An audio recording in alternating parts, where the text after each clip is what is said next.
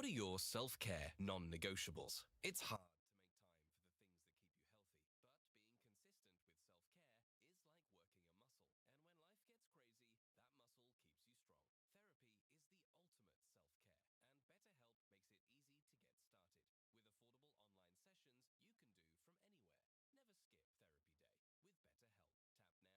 Therapy is the ultimate self-care, and BetterHelp makes it easy to get started. With affordable online sessions you can do from anywhere.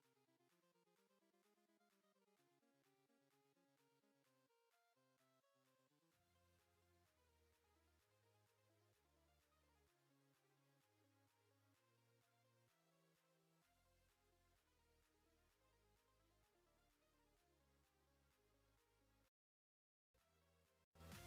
therapy day with BetterHelp. Tap now or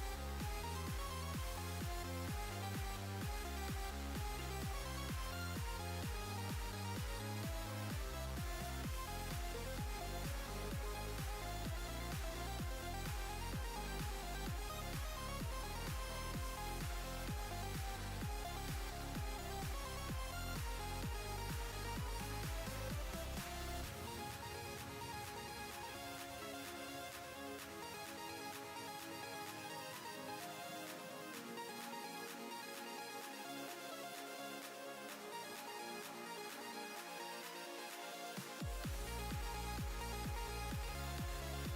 off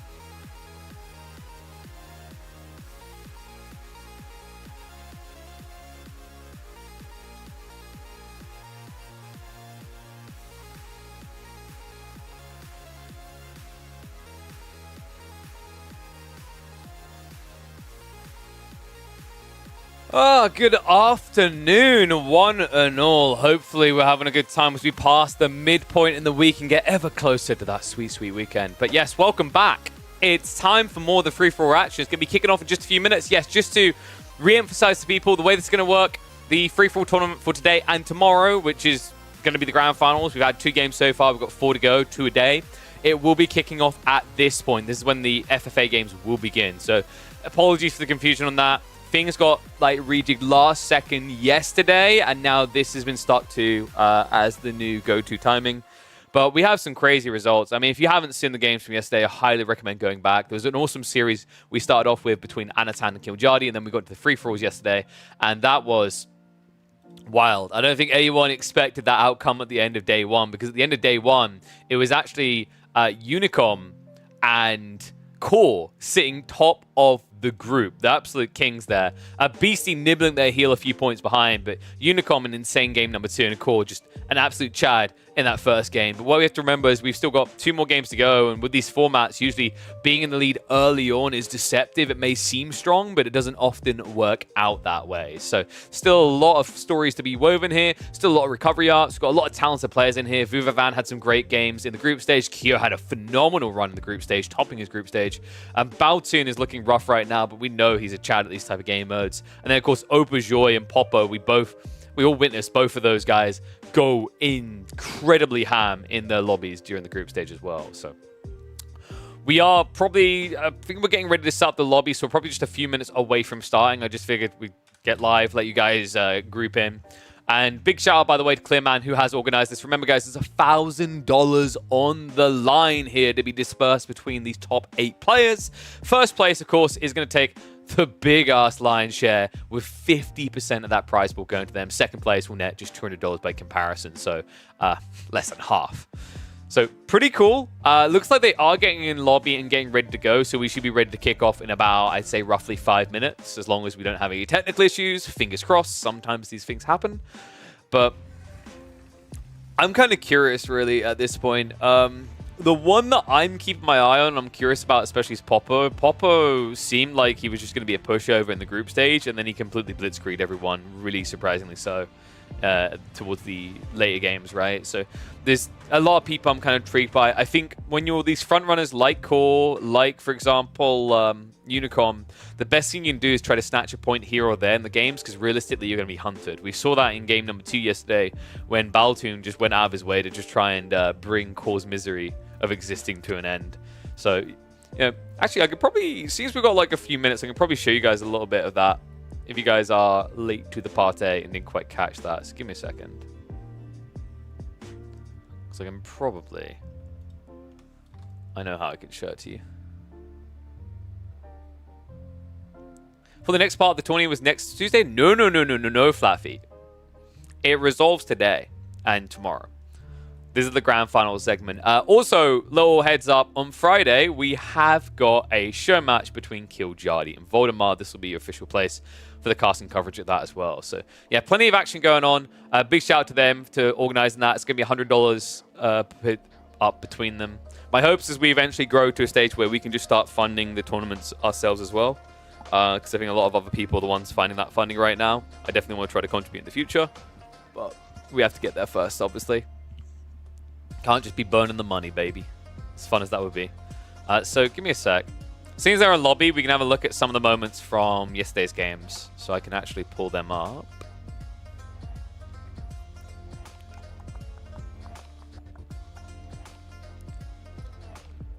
Ah, yes. So this game number 2 was kind of insane, actually.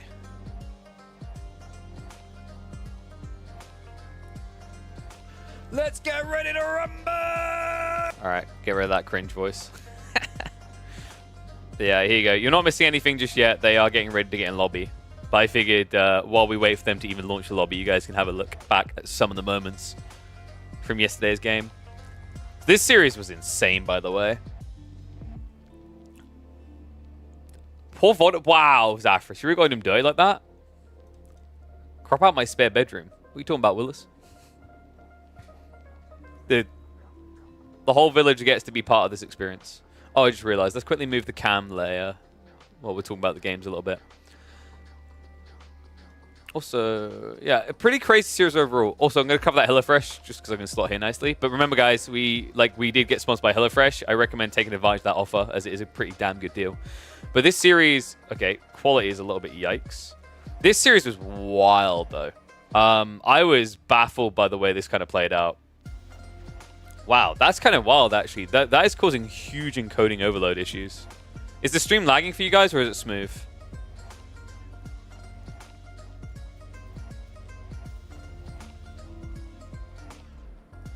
The game is lag. Yeah. But it was like making OBS lag. That's a new one. I've never seen that before. That's really weird. Not sure what that's all about. But yeah, this one... I think that's better now. I don't know. I guess it's in like 1440p. But this game is absolutely crazy. I'm just going to start like connecting to the game that's now going to be starting in about 4 minutes as they have started getting lobby. But this series was absolutely wild, man. Like this game in particular, this is going to be appearing on YouTube a little bit later. This was the ultimate, the Wololo defense strategy, which was incredible. That got Unicom on his way. He had such a greedy game as he's playing into that mid game, just rushing for relics. But he kept himself alive just by essentially spamming Wololos to protect his base, which was wild to see. Yeah, like here, for example, because the Dragon player was trying to send it on him. It was crazy the way he survived this and then bounced back. We thought BC was just going to wrap up the entire lobby the way he's playing around the map. Is that still lagging it out a bit? That's a bit funky. But this guy is absolutely wild, man. I'm impressed. I'm intrigued to see what he can do next. Of course, Core got obliterated by Baltoon very early on, but when the way this game developed, like I thought BC was just going to run away with it when he got those 2 King Snatchers on both yellow and green. But when you got later in this game, the way that Unicom was able to overwhelm him was incredible, man. And that was off the back again, those 5 relics as Order the Dragon to just inflate his eco early. And you didn't have to worry about getting backstabbed because Pink and Teal were always having a tea party with each other. What is causing that? Dude, I need to get some contacts at PC companies. I really need a new PC, actually. Just unfortunately, so I was talking to someone about doing a sponsor segment, but that dragged out across 8 months, and then they eventually just declined. So now I'm just kind of back at step 0, trying to find someone new to work with. Because we are a little bit overdue for an upgrade. I'm surprised that the Ryzen's been doing as well as it has for this long.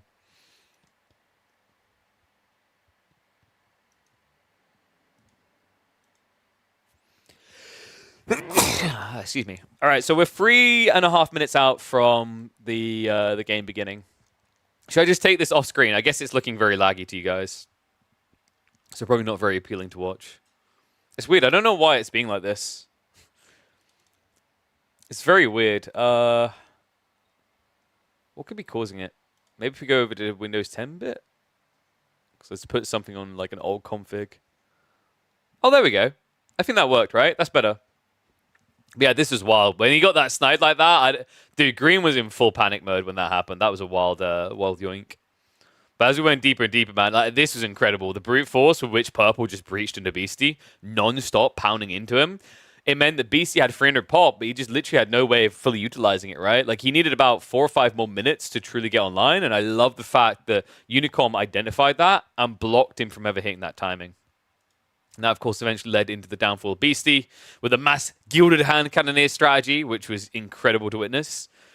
And after that, it was a sweep of the south side. He was able to basically take out Beastie, head down to the south, and then just wipe out Kyo as well as Baltoon. Baltoon basically not in a position to push Kyo quick enough to get a kill himself. So Bolt, after 2 games, finished on just 1 point. The first game was really rough for him. For those that did not see it, he basically got to be kind of pinned up in the corner next to Beastie. Beastie also suffered from that long term, but not before he netted a point by killing off Baltoon to his north. But yeah, so it does mean that Beastie, he's got some points on the board, but he's yet to win a game. I think this is actually a really good position to be in for him, to be honest with you. He's sitting at 4 points, which is respectable, but there's a lot more tension on core at 7 and Unicom now at 6. So what that means is for Beastie, when you go into these later games, you still have a golden opportunity to try and snatch a lot of points up and take a very healthy lead here. Am I an Aussie lad? No, Spartan, I'm not an Aussie lad. I'm a Brit. I'm from the UK.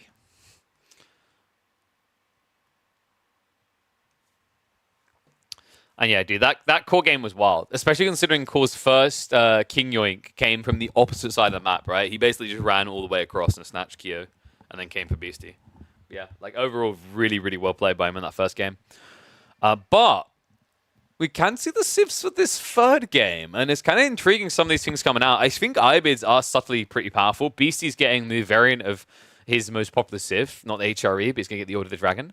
We have got a French pick. Mongols is curious here. Usually Mongols kind of looked OP in free-for-alls, but you don't really trade with them in this format as much. In fact, last time we saw Mongols was with BC in the group stage. There, he didn't bother to trade until hyper late in the game. Instead, he focused with Deerstone and just kind of going for early kills, which I think makes a lot of sense here. What else we got? Wow, wait, is that 3 games in a row Vuvo Van got Chinese? Dude, at some point you look like your very last second just switching to your actual civ, right? I'm not saying he is, but it is hilarious that he gets it 3 games in a row. Oh, man. That is some wild RNG. All right. I don't know why the chat automatically hides, but let's get ready to go. In fact, let me... I know you guys like predictions, so I'm going to give you predictions.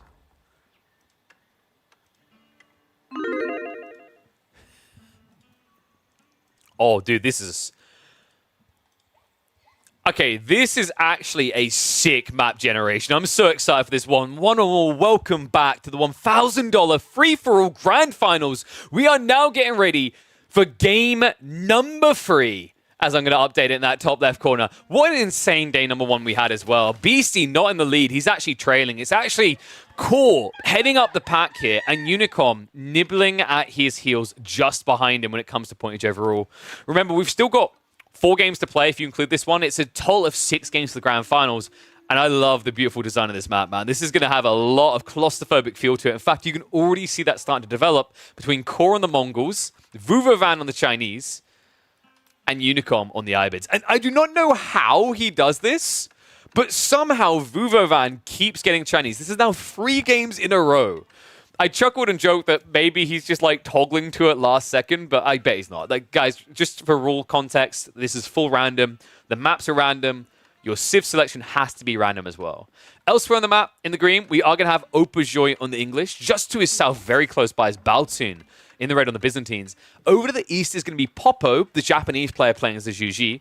And then finally rounding us out, we have got Kyo, one of the Vietnamese, on the French. And just down here is going to be the one and only Beastie Cutie.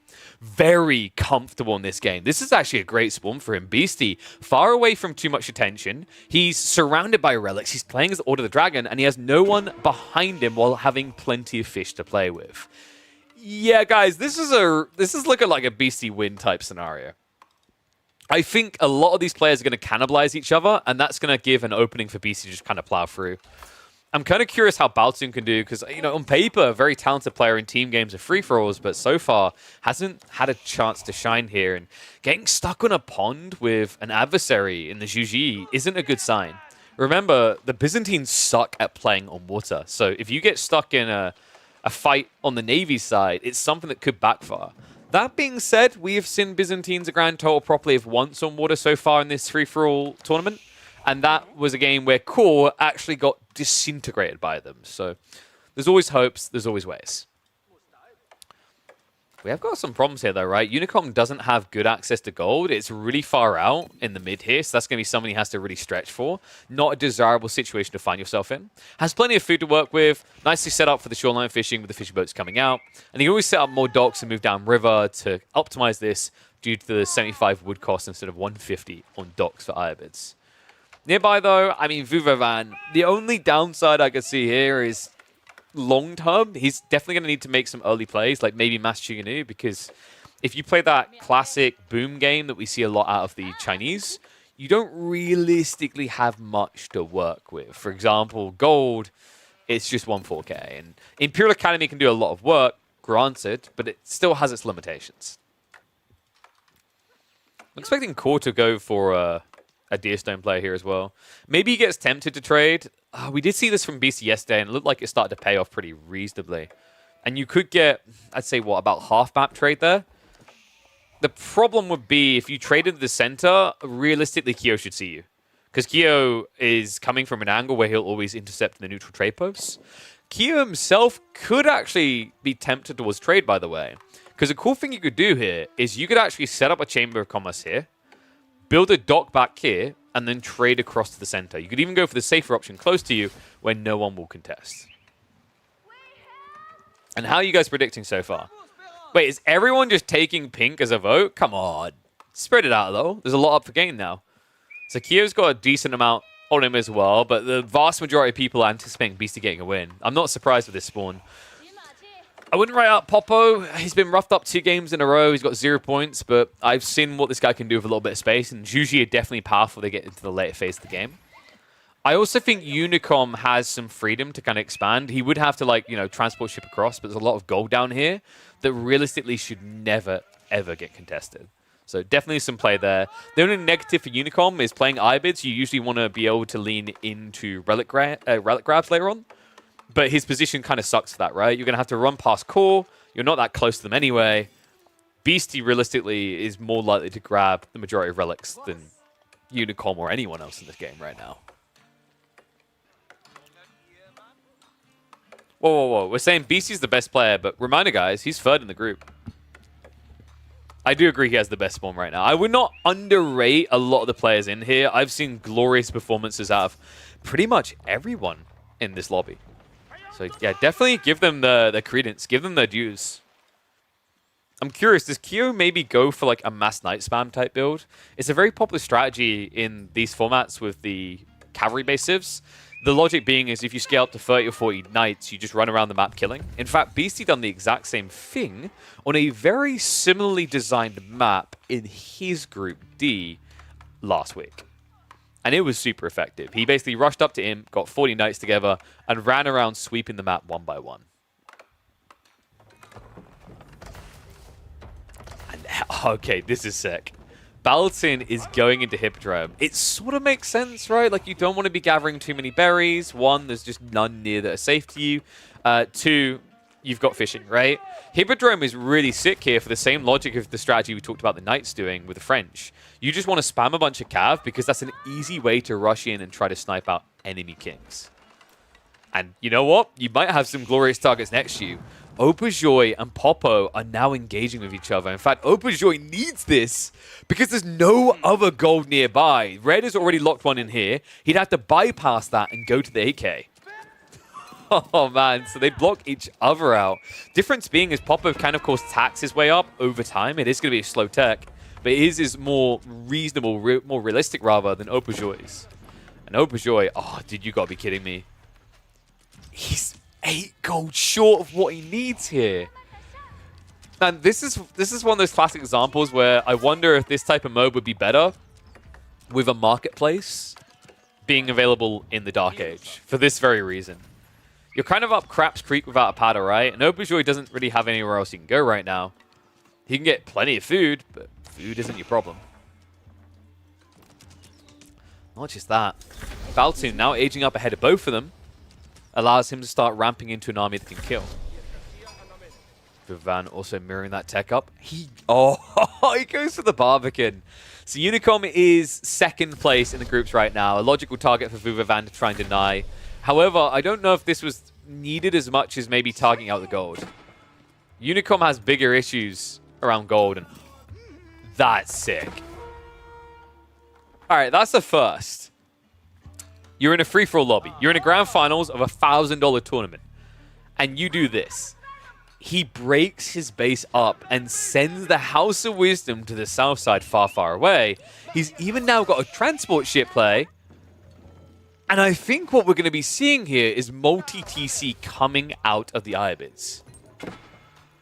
He can even think about transporting the king if things get really rough. So I think what he's doing is keeping an eye out to see if Vuvavan wants to try and attack him on land. And if he does, he can just vacate the TC and go elsewhere. In the meantime, Core... Wait. Core moved his entire base, man. He's actually packed up and moved in the center with the Deerstone. This is a sick position. Remember, there's no one south side. I mean, I guess Unicom, the pop player, is now there. But overall, this is a lot of gold to work with, which is what you need to thrive as the Mongols. Also gives you a denier to any Sacred Side victory, puts you closer to the relics to try and race against Beastie. It's a ballsy move, by the way. Remember, Core is first place in this group right now after 2 games in the grand finals. It's putting a target on his back. And that's usually why when you see someone being leader of the pack like this, they don't go here. They go to the edge over here or over here. They try to stay as far away from other players as possible so they don't just get sent on by 3 different people.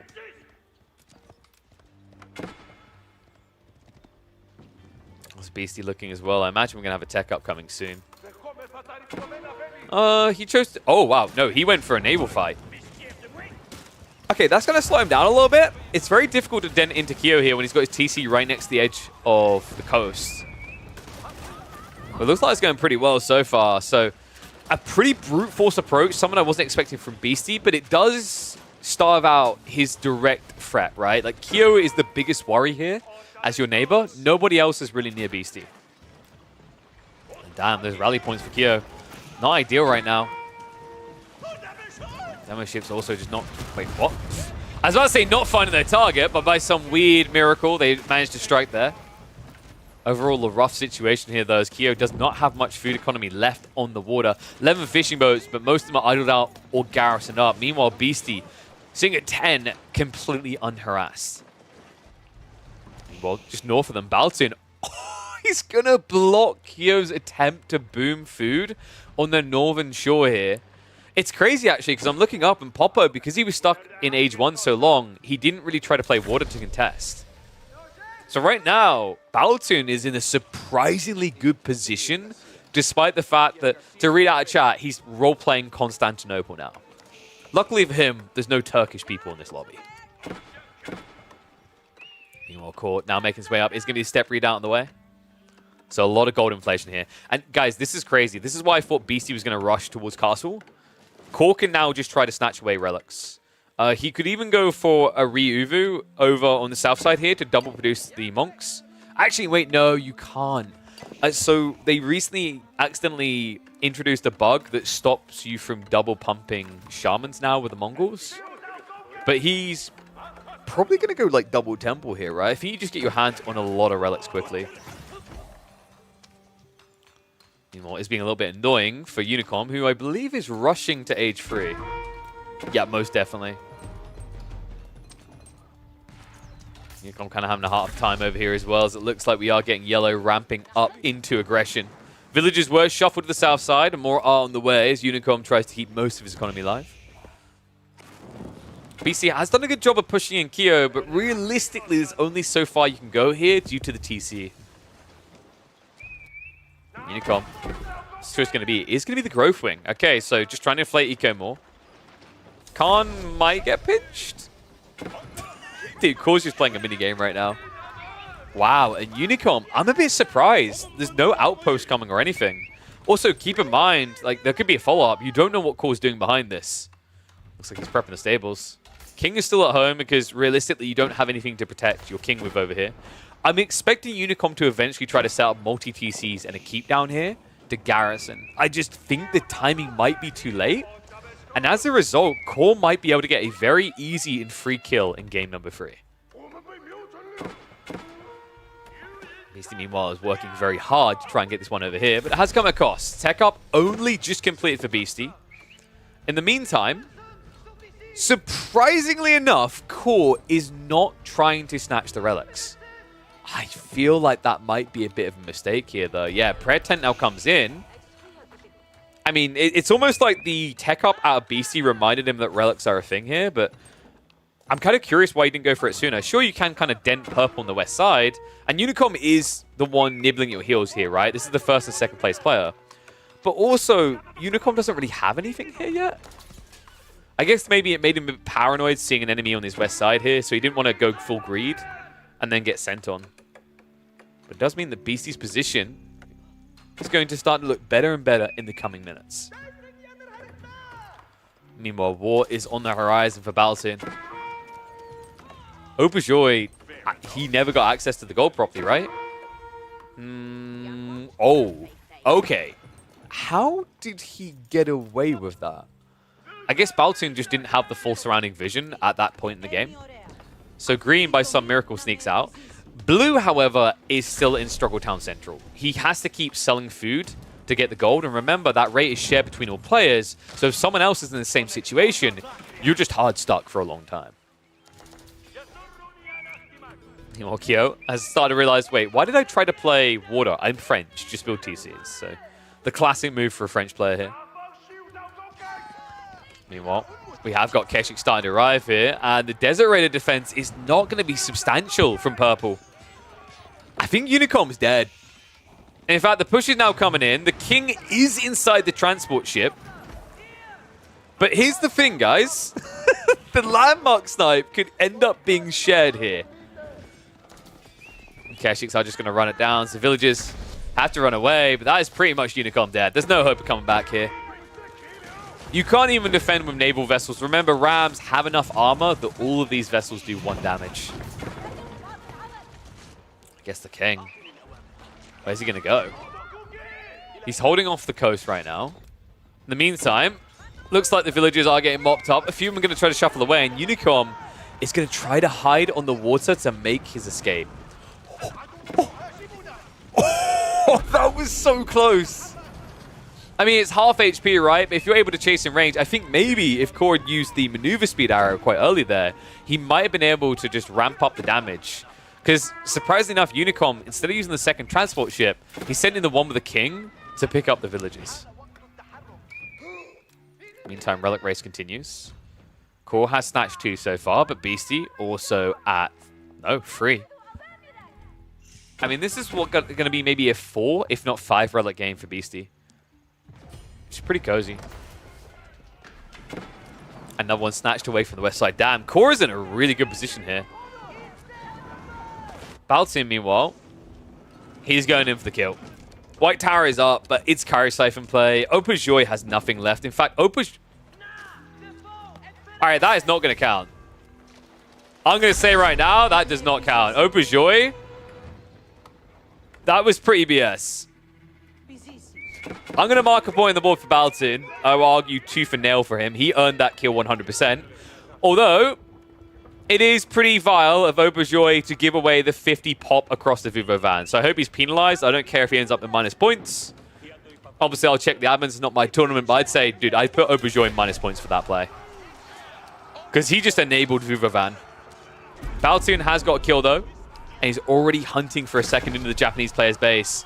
It is, of course, Popo on the Juji, trying him out of defense, but these are only early Palace Guard right now. Not exactly a substantial defense. And with a few lands decked in the mixer, they could get melted.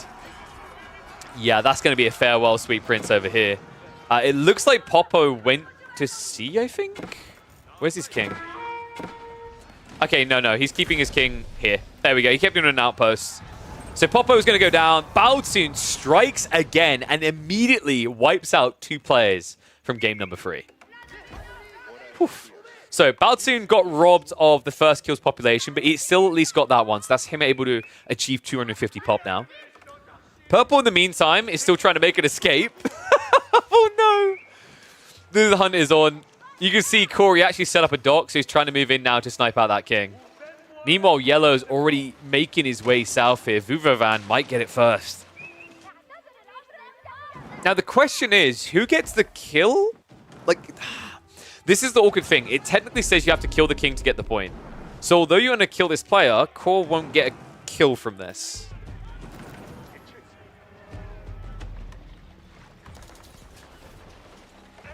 Scans are coming out as well, so Core knows where the king is. He's back on land. Keshix are going to try to ride in here. However, he does have the sprint, so he will be able to make it back safely. Yeah, it's unfortunate. If Core brought a few more, I think maybe he could have yoinked that last second, but he's so busy burning down the House of Wisdom. In fact, I think that was a mistake from Core. Yeah, if you leave it alone, if you leave the king there, you burn the landmark and go after him afterwards. The issue in this game is, remember, Core doesn't know the TC's killed. Meanwhile, transport ships are going to just hold off the coast. Beastie, in the meantime, has teched up, guys. He went with the Elsbach instead of the Swabi. It makes a lot of sense as he has got a lot of fishing going his way. Core has also got fishing online, guys. He snuck to the South Pond unnoticed. I think Baltin is squaring up. He is. He's going after Vuvovan here. So, understandably, Baltin is not very happy about the way he was robbed of a king kill. The way you make up for that? Take out the player that snatched from you. You know what they say? Thieves lose their hands. And if their hands happen to be on their heads, as they say, oh no, I guess you just have to take both. Longbow Varangi now pushing in. King in the meantime.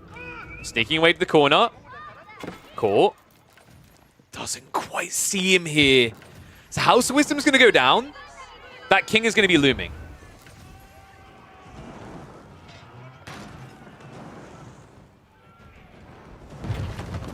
Core is on his way up now with the white stupa.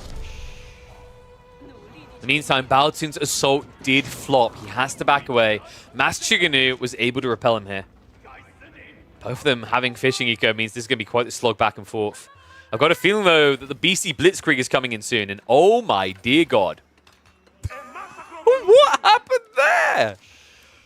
there? Did he shoot them with an Elsbach?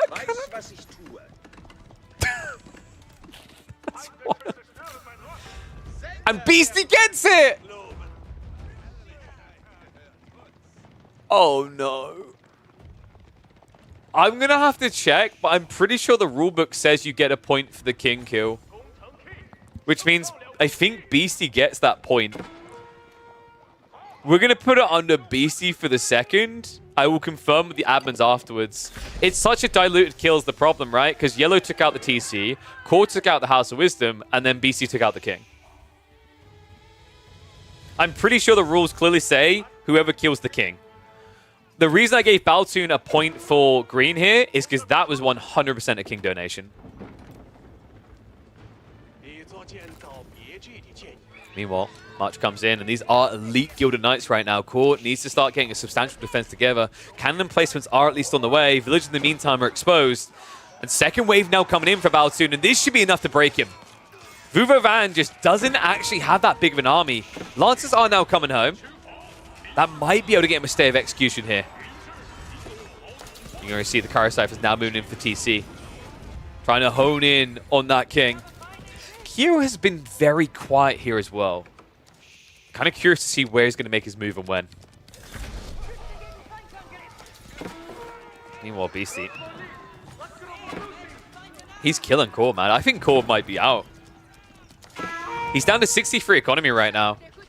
Keshik count is only 15. Beastie has more Gilded Knights than he has Keshiks. This is over for him. Core. Oh, this is going to be so tough. He doesn't improve even with a single point here. Meanwhile, Baltoon is starting to get off to one hell of a game. It's looking more and more like it's going to come down to Core versus Baltoon. And Kyo is going to be this kind of kingmaker between the two of them. I'm going to go full Romance of the Three Kingdoms nerdy here. So this is Wu. No, sorry, this is Shu. This is Wei. This is Wu.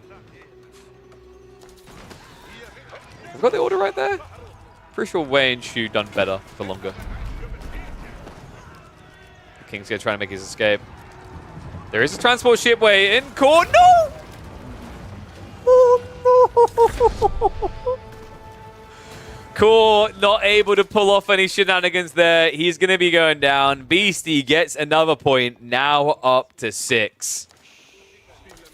Of course, with Unicom out, that means that right now, Beastie is the one that realistically could get the biggest gain from this third game. Baltoon needs to hurry up with this kill if he wants to directly contest. King has shuffled across the Barbican in the meantime. New wave coming, even more Kara Siphons on the way, and I believe Baltoon is getting ready for a keep drop here. That is a hell of a lot of villagers coming. In fact, no, this is an all-in. Oh, wow. So Baltoon says, screw it. Beastie's unstoppable, which makes sense, right? He's got so many relics here. So what you're seeing from Baltoon is saying, okay, screw it. He's unstoppable. The chances of me beating him is small. I just need this kill. I need another point. I need to be realistic about the outcome here. This keeps me as a mid-pack scoring player. Not all the attention is going to be on me. If Beastie now wins this game, everyone is going to be looking to him afterwards to kill him. Dive starts to come in. Villagers pull straight across that nest of bees. Vuvovan needs to block the choke point, but Villagers, they do get close enough. Nest of bees will get torched down. Karasai, in the meantime, bringing this Barbican low. There's not much life left in it right now.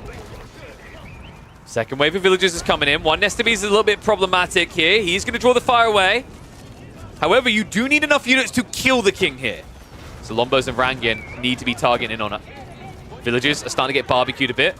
Villagers diving even deeper to deny the Nest of bees here. This is going to be close. Barbican on fire. Beastie's coming though. This filthy thief, he wants it all. And by God, he's going to get it. No one having the appropriate reaction of teaming up on him. Beastie is going to get a freebie of a lobby now. I can't believe this. I mean, Kyo has camped for way too long. He's not doing anything to interfere. This means it's just a freebie now. This is very reminiscent of how Vuvovan died in game number 2 as well.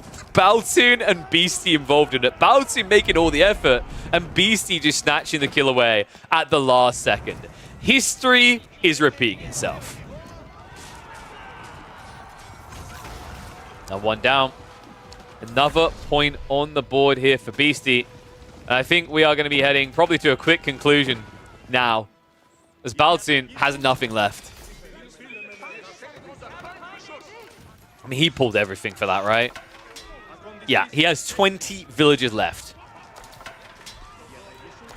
Oof. This is the thing, guys, and this is why coordinating communication is important, right? If you see any detail like this, saying, oh my God, this guy has lots of knights, it's kind of like a red flag, right? Like if I was told that an Order Dragon player had this many knights, he'd be the biggest threat.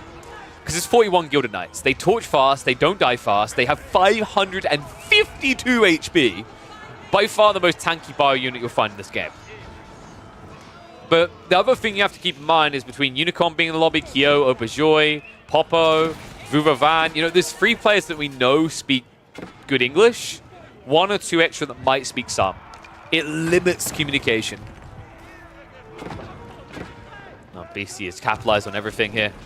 Carracks have even pushed back the warships, so Kyo is going to be the last one standing up against Beastie, and I do not see a move out of him anytime soon. In fact, Kyo is still struggling to exist at this stage. 14 horsemen, 8 hand cannoneers.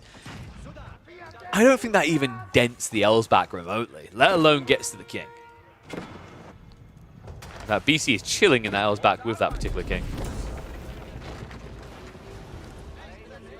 And where is Baltoon's king right now? Has he transported him away? Ah, yes. Baltoon's king has gone on a... he's on his yacht right now. He can't be reached by cell phone. He'll be back soon.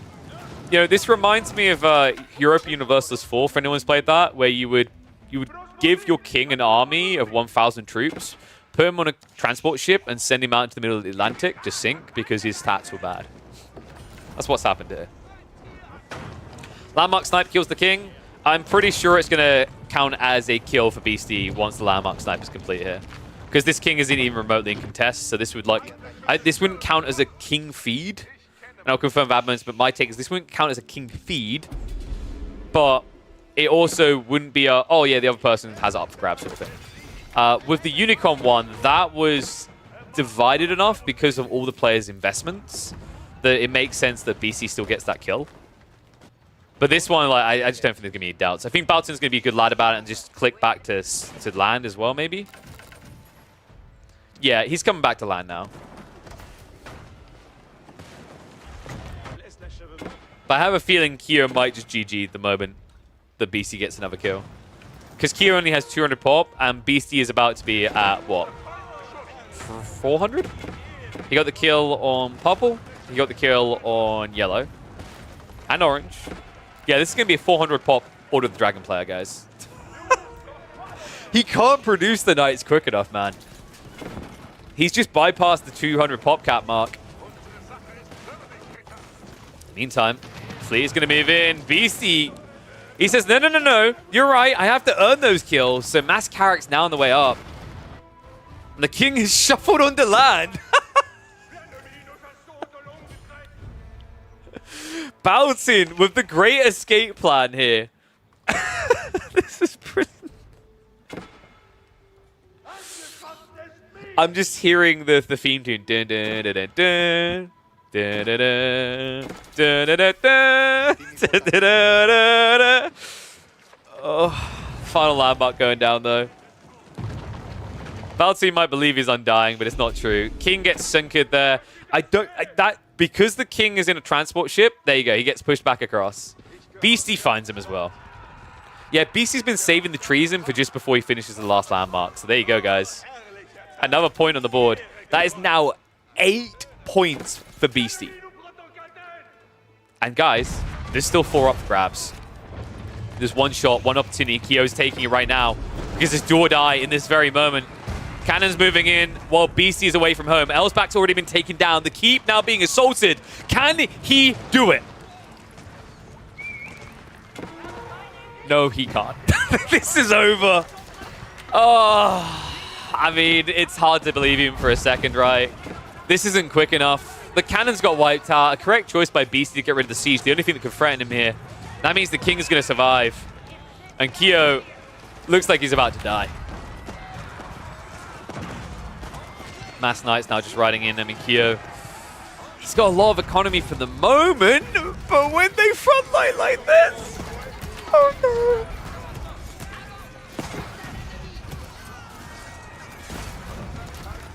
Well, that is Kyo dead. I mean, I'm surprised he's even hanging in. I respect the till the very last breath moment, but this is pretty much you breathing your last. So that means Beastie is going to finish off with 12 points?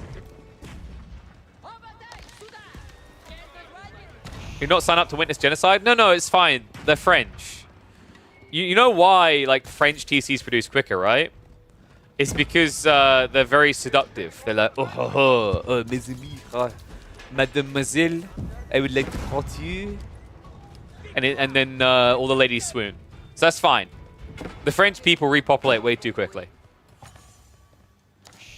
That's why we call it the City of Love. Everyone just got a really new outlook on the development process.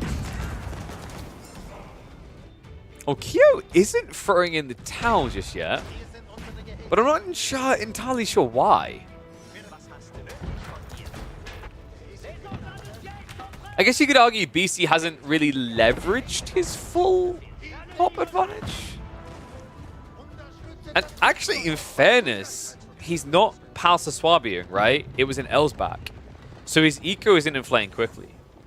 However, Beastie is kind of deceptive. It may say 88 eco, but he's got, what, 5 relics at this stage? Kind of surprised he didn't burn down the monster over here when he dove, because that would have been free extra. There is a small chance, guys. There is actually a small opportunity here for Kyo to still win this. It's a big ask, though. Especially with these Gilded Knights. Remember, while they're charging, they take less damage as well. So just easily able to gap close, taking limited damage. Culverins aren't going to be dove, though. Kyo trying to get rid of the siege. Not able to achieve it, though. Culverins and Bombards are going to survive. Static defense is just too strong.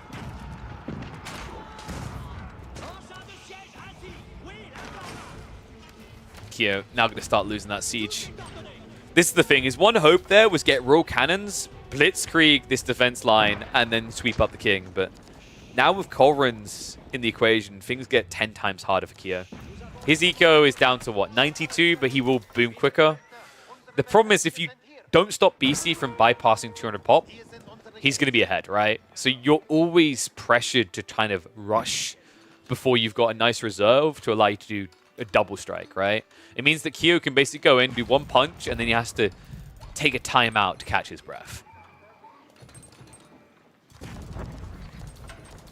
Why is King Donation not cool? Because it's strictly against the rules. It's just playing in a really scummy way. There is a logic behind trying to, like, deny a king kill to your opponent. For example, what Unicom done, where he snuck it over here, was very different to what Auberjoy done when he ran into Vuvavan's base. And I kind of struggle to believe that Auberjoy didn't know that Vuvavan was here.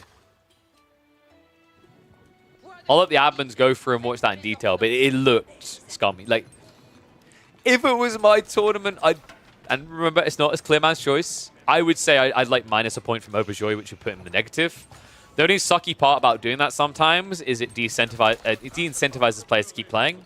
But my logic there has always been, if they're de-incentivized to play, that's fine. They'll get banned from future tournaments. Logic being if they refuse to play, basically. And look at this, Beastie, now snatching away the free relics. Yeah, this is done. Like, the moment this comes in, that's a huge chunk of cheddar, remember. That's going to be a pretty lofty amount of gold in his pocket, actually. That's going to end up being 480 extra gold per minute.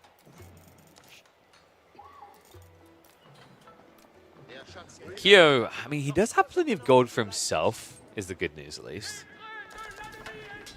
But Beastie, oh my god, it's CGQ, isn't it? It's 9 bombards! Help! CGQ is returned. Although, one thing I'm not a big fan of, dude, you've got all this army, you've got a bunch of prelates. Just get a little inspired warriors, you know?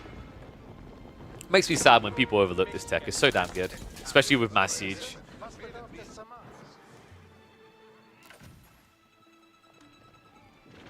Wait, Beastie snaking. He has 3 transport ships waiting. Right? Yes. Oh my god. A classic German versus French maneuver. Why go through the Maginot Line when you can go around it?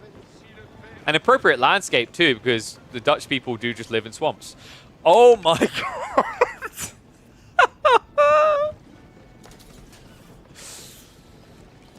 Kyo doesn't know either. Kyo has no vision on this whatsoever. The king's what? Back in the Red Palace, I imagine? No? Where is his king? I feel blind right now. I would expect it to be Red Palace bound.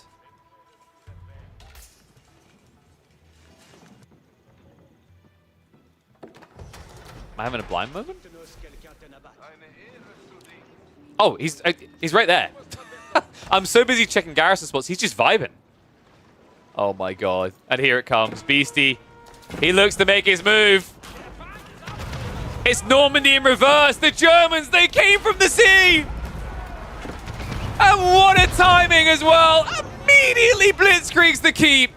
And that will put Beastie at 12 points after game 3.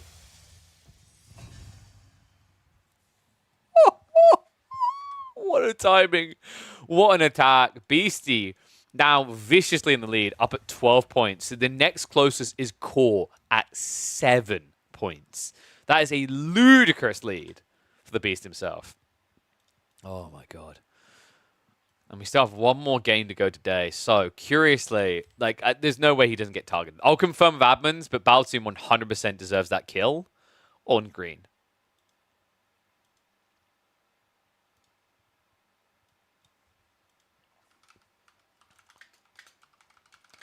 Oh, man. What do you think, guys? That was crazy, right? I was pretty impressed.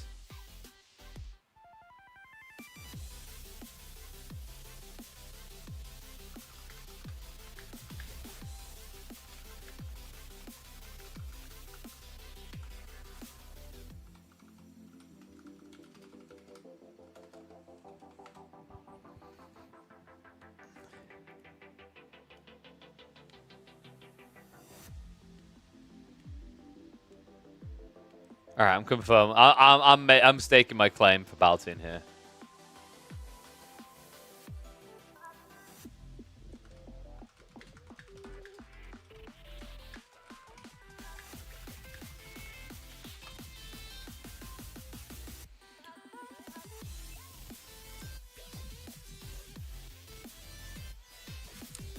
Hashtag justice for Baltoon. We're confirming now because obviously it's a bit muddied, but I think everything aligns between their scoreboard and mine. BC at 12, Core at 7, Unicom still at 6, Q at 2, and then the one thing that's now getting confirmed is if Baltoon is at 3 points or 2, and if Vuvavan is at 0 or 1. But my take is that Vuvavan is 100% at 0 points there. Obviously, it's up to the admins on this one, not my tournament, but that was 100% a king feed in my eyes. The only thing you can argue is whether he intentionally walked underneath the enemy base. Maybe he didn't know 100%, but like, Vuvavan didn't do anything to get the kill is the best way to describe it. The decision that they need to make is whether Auberjoy gets penalized or not, I'd say. But we'll wait for confirmation on that. Next lobby should be getting ready shortly. Do you know if there's chat in game? Yes, you're allowed to chat in game. You're allowed to make alliances in game. It just gets a little bit muddied because weirdly enough, Vietnamese characters do not show up in in-game chat for non-Vietnamese. So like sometimes you'll see they're talking and there's just blanks. So you don't know if they're colluding or not. Collusion is allowed if it's public is the idea. Oh, damn. We're going quick today, though. Already ramping up for game number 2.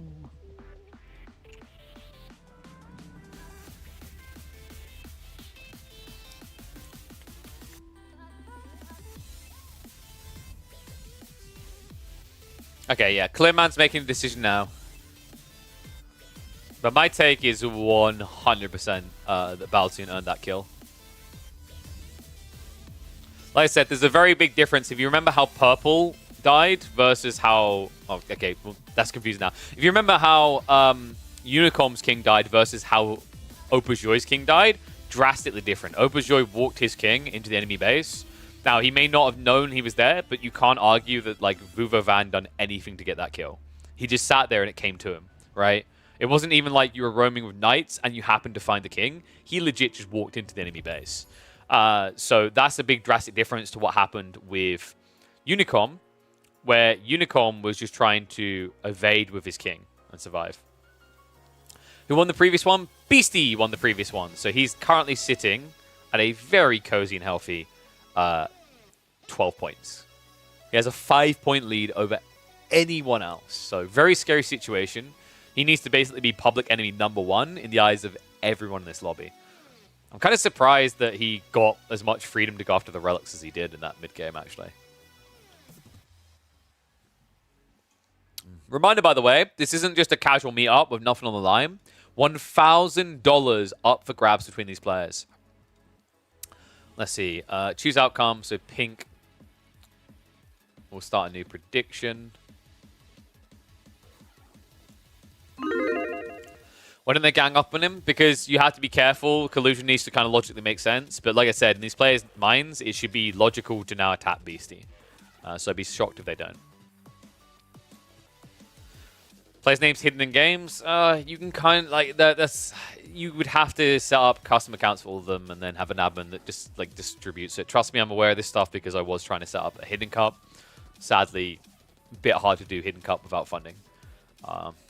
Had a very interesting format of it as well. I was looking to do a hidden cup league across like a month each time with 16 of the top players. But I'm too small to get that, sadly.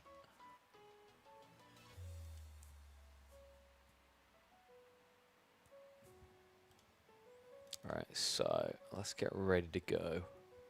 Game numero 2.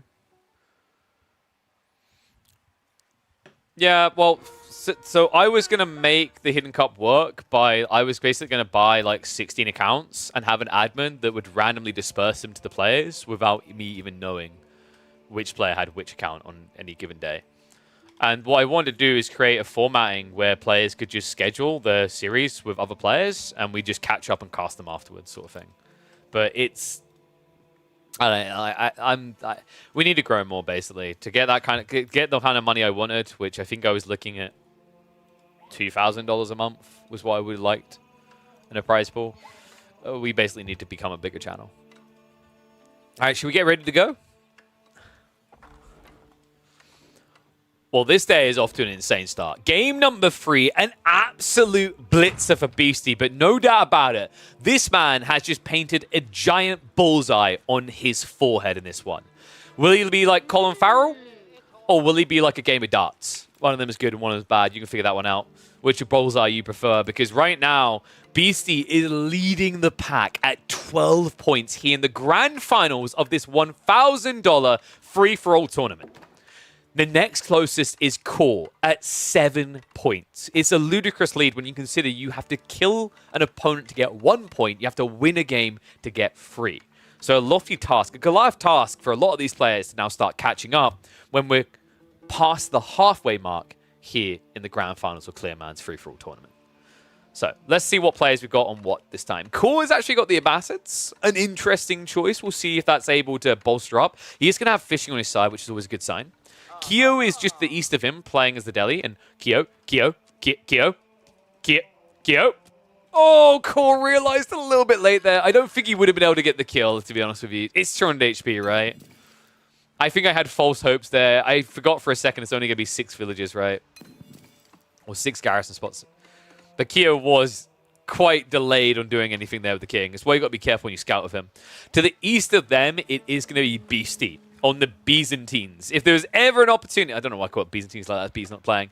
If there was ever an opportunity for the Byzantines to be called OP, if there was ever an opportunity for Beastie to make a point about Byzantines being OP, this is the game. If he has a good performance here, let's say he gets 6 points, he's going to be nigh on untouchable in this tournament for first place. South of him is going to be Opa Joy on the Ottomans. A good civ if you can get deep enough in the game, but considering the pace of Game 3, I'm not sure if you're going to get enough time for that. Just to the north of them is going to be the Japanese player Popo, in the green playing as the HRE, and to the east of them is going to be Baltoon, also on the Ottoman. So double Otto boys here. Kind of a rough one. I think Baltoon maybe would have preferred a civ that ramps up a bit faster, so you can go for King Snipe sooner. We'll see how he does, though, because Baltoon has got a few points on the board, but he's still very far behind. 3 points for him. To the north, we're going to have Vuvovan in the orange playing as the Ibids, and then finally, it is Unicom. 194, the great Unicom, in the blue as the Malians. This guy's on 6 points. Ooh. Pretty cool map again as well. The nice thing about having fishing is it does mean the first few minutes of play are a little bit slower, but the ramp up is much quicker. afterwards, right? That's the trade-off for fishing, is you have to set it up, but once you do, that mid-game just accelerates to a much quicker conclusion, more often than not. Cool. Core's got a kind of weird position here. Like, realistically, as Bastards, this allows you to survive, I think, later into the game, in theory, which is great. Bastards love the late game. They thrive on the late game. The downside is that you are pretty far away from the action. This is a little bit rough.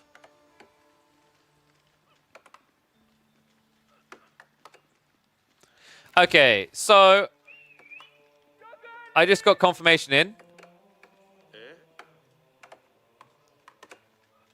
And I don't think Baltin's going to be happy about it. Joy's transport ship apparently missed Popo's ship. And then accidentally went to Vuvovan's base. So it is not going to be a point in game number 3 for Baltin for that kill. It's only going to be the 2 that you got on the board. And Vuvavan rather is going to be getting a point.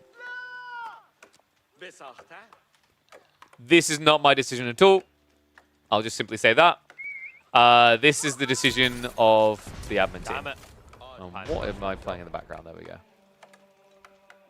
So just to recap, that does mean that Vuvavan in the orange here is on 1 point. Baltoon is only on 2. So he needs an insane performance here.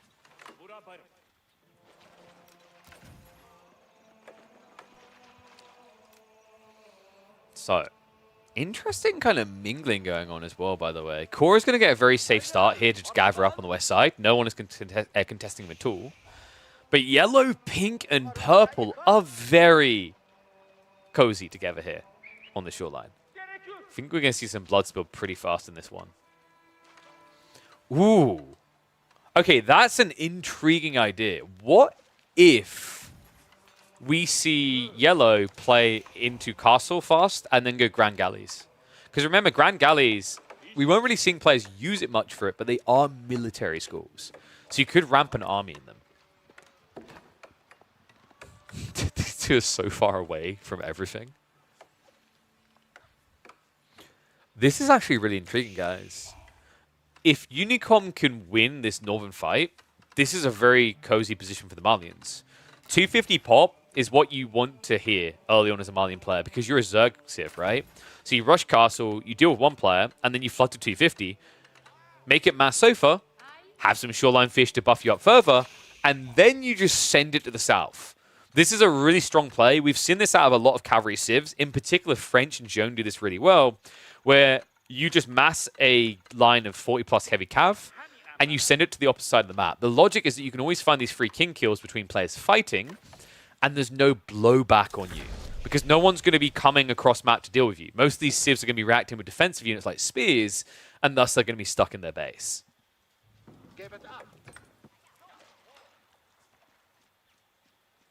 Well, looks like Baltin might start creeping up river here.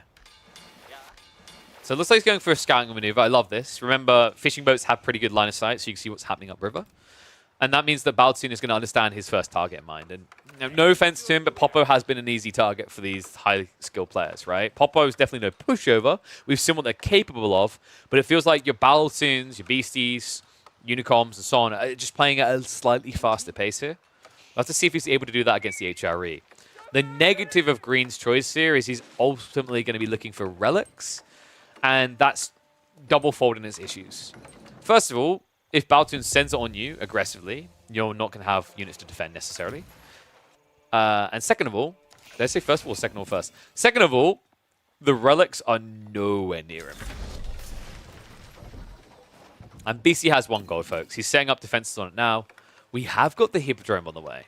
Makes sense. Once again, if you're going to be fishing, Grand Winery is probably not the forte you're looking for. And I think this game's going to play out so fast that having to go full Olive Grove transition would be a negative anyway, right? That's the truth whenever your opponents have fishing. Because you have to think of this as like a TC for food.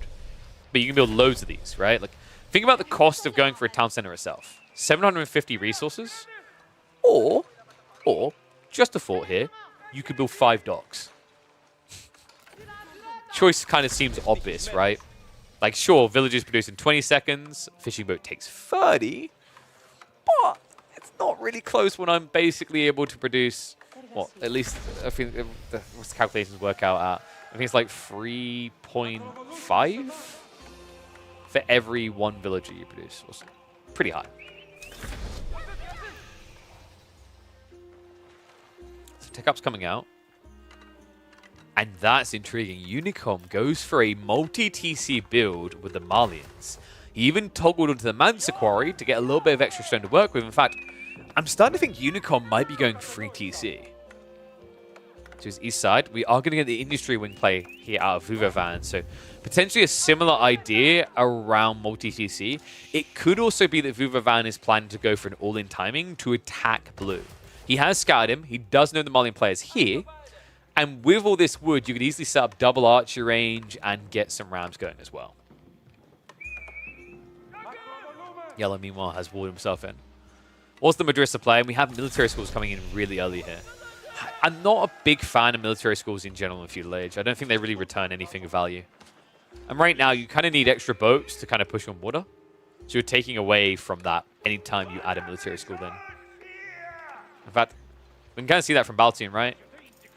He's just sticking to the water. He's pushing there. This ship's going to start moving in. Watch ship. Baltian a little bit slow on the pull away. Does take a clipping of damage. The counter demo does come in. It's semi-decent hit. Wasn't able to get the direct onto the Springle ship, but does heavily injure the galleys. And a slight overextension out of Popo. So 2 heavily injured defensive archer ships. He's got a 3rd one on the way, but that means he's very weak on the Springles. What I'd love to see in these type of situations is actually just, you know, kind of a ram built on land. The problem is it's so expensive in this situation.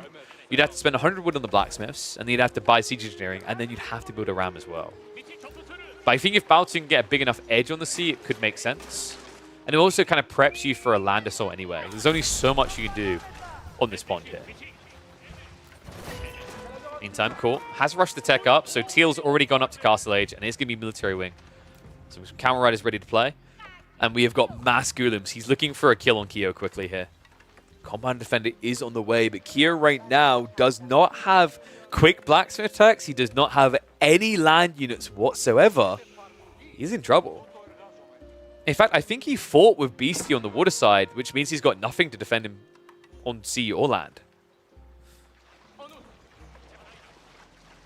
You know, a little bit of a stalemate for the time being. Baltian just a bit reluctant to push past this. He basically needs to take down the dock one by one. Otherwise, there's a risk a demo ship comes out behind you. North side is that multi-TC we're expecting out of Vuvavan, so went for the 2nd now. West of here, we have got the infrastructure now set up. So it looks like Unicom is going to attack in the Feudal Age. In fact, you already see him roaming around that 2nd TC location now. I'm wondering, does BC try to rush an age up here? Yep, that's exactly what's happening. So Castle on the way soon makes a lot of sense here, right? Varangian spam is going to be your kill condition. Meanwhile, the Golem spam underway. Core now starting to shuffle in here. And a lack of defenses is going to be a problem for Kyo. Now you're my shoot. Modest Credo, thank you very much for the raid, buddy. So moving in, Core immediately starts targeting down the TC. Has he got the undermesh already? Yes, he's got the +1. He can even target the +2. Crossbows are being rushed up, but this is a Dome of Faith build, so no Tower of Victory to buff up the damage. Keep in mind, when you trickle out crossbows like this, you actually become a target for the Golems. Need more than 1 or 2 to hold this back. Push, getting somewhat blunted. Horsemen do try to deny it, but Javelins are going to camp the area on the north side between blue and orange. Core should be able to idle out a lot of this right now. Notice he plays inland, so the boats can't assist at all. Love the fact he's peeling just 1 or 2 Golems at a time to chase after these crossbows. Just doesn't want to overreact, right? Like, you don't want to split too much. Otherwise, if you go too wide, obviously you're going to get picked 1 by 1. But you don't want to send 5 or 8 Golems chasing 1 single crossbow. It's not very optimal. In fact, Core, he kind of slowed down production here. Is there a switch up? Yeah, a little bit of a surprising gap. I felt like Core had the economy to just keep pumping Golems, but apparently not. In fact, now he's switching over in the archer ranges, so likely we're going to see archer spam coming to deal with the crossbows. Keep on the ponds. It's like Popo's starting to bite back here. Now, remember, this is the HRE. Their economy is substantially better than the Ottomans at this stage. However, it's starting to reach its limitations. Popo is about to be permanently out of range on wood gathering. And if Baltoon can at least hold on up to that point, I'm going to start favoring him here, because the fact he's not dead yet kind of speaks volumes here, right? The fact that HRE wasn't able to get that edge over him shows you that Baltoon is clearly doing something better in these fights. On north side, we now have Vuvavan starting to circle back towards Unicom's base. And Unicom has been a bit too greedy about this. I mean, Rangers haven't been rushed in, so I don't feel like he has. I think he just overextended around the back there and got punished.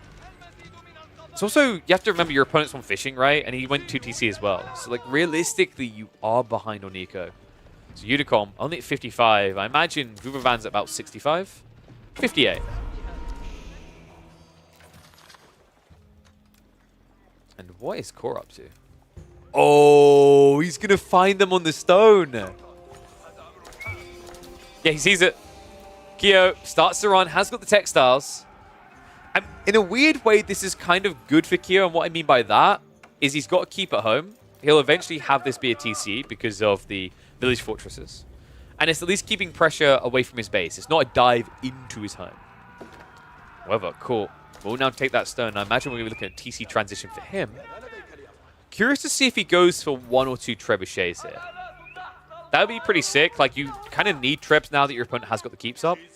That would give you a way of getting through the landmarks and forcing your opponent to come to you instead of you diving them.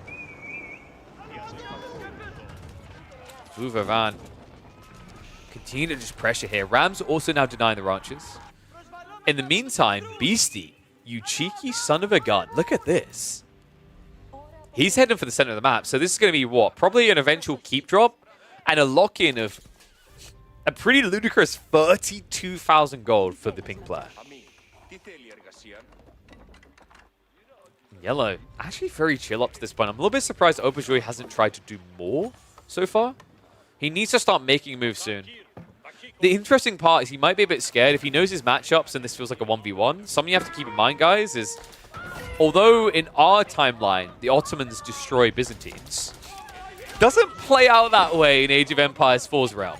And in fact, we're about to see that now. Look at the size of this army. Cataphracts and Lombos. Yeah, it's also got that Hippodrome, right? And I think we did go for the standard Golden Horn task, so no sipping. The Lombos themselves are going to be substantially effective here. Enough to scare him back. Auberjoy a little bit reluctant. In the meantime, Popo has teched up into Castle, and it's going to be a Burgrave rush. Makes a lot of sense. Smart read by Green.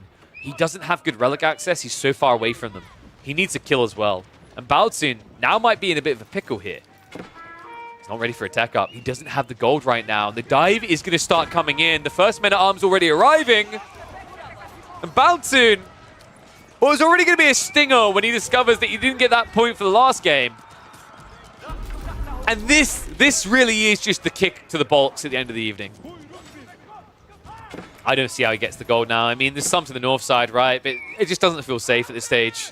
Your opponent's got 5 racks' worth of production here. In fact, make that 6. Maybe Beastie can save him, but right now, Beastie has one target in mind. He's looking at the Ottomans. Trample through. It's good on the backside. Does lock him in. One of them gets pinched behind, but that's good because that actually buys time here for the Lombos to not be hit into melee. Mangonel Towers are going to push this back, and Auberjoy, I don't see how he gets in quickly here.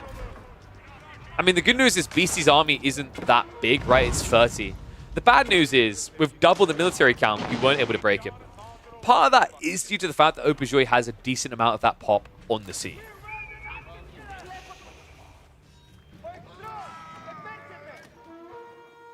Teal is starting to circle. In fact, what? Oh my god, Core, come on. What a read. He goes north. So Core, he's denying one of his biggest competitors here. Remember, Unicom is in 3rd in the group, whereas Core is in 2nd in this grand finals, right? So getting rid of Unicom now guarantees you at least keep that 2nd place quite comfortably, while also getting a kill on a king and a point on the board. Vuvavan is now trying to move in to do something about that, but he's feudal. And he's against Masculums. It's not a good fight for him. More on the way as well. He's sending everything north side. Well, Beastie sending everything south into Yellow's base. Auberjoy up to 80 military now. Beastie says 28, but I guess you could add an extra 10 for these outposts. They are that ridiculous. It's kind of wild, actually, that Auberjoy can't win these fights. You feel like he should be able to. I mean, the longbow count isn't that high right now for Beastie. In fact, guys, Beastie might be dead. This is tough right now. Yellow's beating him. The reason Yellow's winning is because Beastie doesn't have a navy. He's about to lose his fishing. He didn't go Grand Winery. He hasn't got that standard timing into Castle Age where you have 20, 30, 40 longbows. That doesn't exist because he doesn't have the inflated berry count. Top of that, now having to waste all this stone to build up here, right? Like, your problem's now going to be at home. Beastie has a long and hard road ahead of him. Unicorn, not so much. His day is going to come to an early finish, I think. He hasn't moved out the TC. I mean, you just can't at this point. Kyo in the meantime. What? Delhi went Imperial. I did not have that on the bingo card. You can see the hesitancy here, by the way. Like, notice that Core isn't just rushing down the TC. It's because Vuvavan keeps coming in. And Vuvavan has range units, so he doesn't want to give him a chance to snatch the king kill. But this won't stop, right? Like, Core has got fishing, and it is deep water fish, so it will never run out. Got plenty of gold as well. Like, you can see on the map, there's just so many veins around him. Popper, meanwhile. Oh my... What? He lost the water. I can't believe... He lost water. So Poppo's Burgrave spam doesn't work. What a turnaround here. Baltoon. We didn't check on this for a while because I thought it was just going to be a trickle of troops to shut everything down. But Baltoon now, with Fishing Eco and Poppo without, means the Burgrave rush comes to a halt. And that means that Poppo, after 4 games, now is going to constantly be first or second out in these games and remain on 0 points. Baltoon getting some much needed scoring on the board. I can't believe that's incredible. Meanwhile, Guillem's now engaging. It looks like Lancer upgrades came in. Vuvavan did move up into Castle Age. The second TC did get actually garrisoned here. Unicom. This is tough, right? Like, Unicom, in a way, doing this is like, it's beneficial, right? Because if Vuvavan gets the kill, it doesn't increase Core's score count. Which means that you at least stay competitive beyond first place here on scoring. And this is a difficult one now, right? Like, Mass Guillem versus Mass Camel Lancers. That's the default win for Camel Lancers. You need spears ASAP. He's got crossbows coming. Actually, I guess that could work. Crossbows does make sense as well. But my worry is maybe having enough burn power to get into these buildings. Meantime, Fleet is basically going to be thrown away, but I don't think Baltoon cares about that. They've served their purpose now. Poppo, with the last-ditch effort to defend himself here, has got a group of men-at-arms together.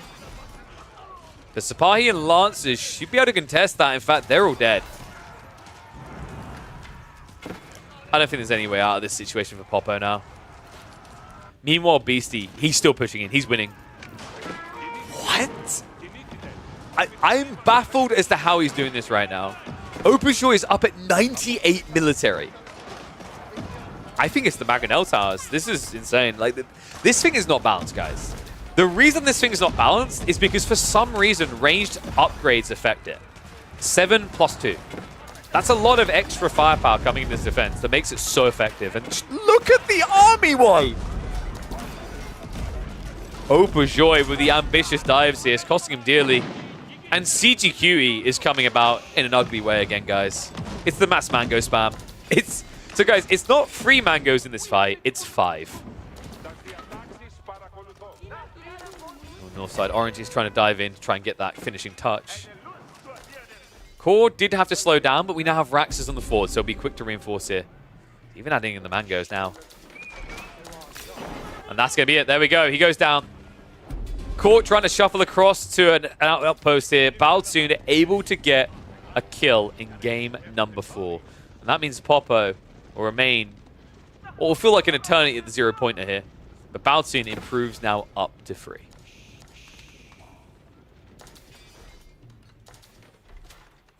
Curious one here. When is Purple going to attack someone? Oh. Oh no. Core needs to hurry up. He didn't try to finish Kyo, and it's coming back to bite him in the ass now. Let's get moving into that TC. He's only got a few torches here, though. Crossbows are good for sniping, but you do need to get for the defense first. The backstab's coming in. Vuvovan makes his way in. And the wallop from the Mango as well. That's going to be a wipe of the army. Core is in trouble. Oh, no. Unicom's still dead, but it means Vuvovan is going to get a damn good point here. And on top of that, Kyo is looking to yoink 1-2. Yeah, this is rough. So the Vietnamese boys keep the dreams alive. Unicom, the only Chinese player in this grand final, is going to go down. That is going to be a kill for Vuvovan. So that is him now going up to 2 points. Core now needs to get home with what little remains of his army, because problems are coming. Castle defense isn't going to last long. Not against the Tower Elephants, not against the Bombards. I think this is it for Core. Even if he gets here, like, how do you kill hand cannoneers and Tower Elephants? I don't see a way. I love this from Kyo. He just goes deeper. He's like, okay, you're trying to get an extra keep up, but also now if the king comes out, there's an opportunity to snipe him.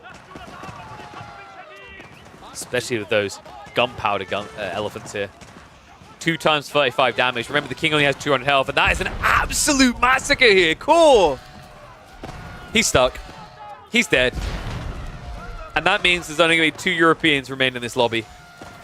One of them looking good. Baltoon is starting to fry. Beastie about to get dove.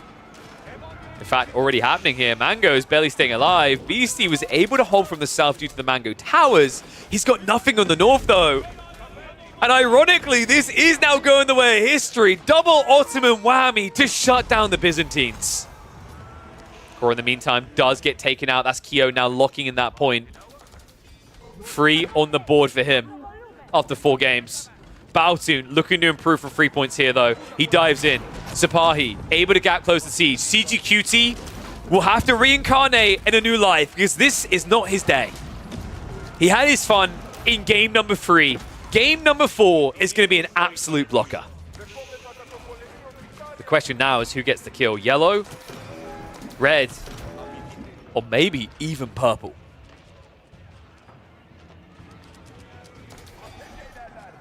Baltoon needs a better wave. Janissaries are now on the way. However, it's not exactly a scary army. Auberjoy is, though. He is up into Imperial. Upgrades are already in the way. Men-at-Arms about to be elited. Janissaries could quickly follow suit here.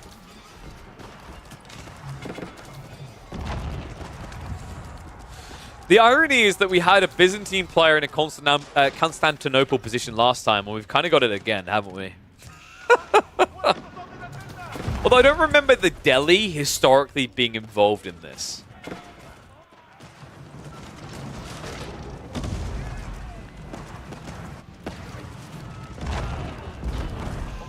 Question is, who's going to get it?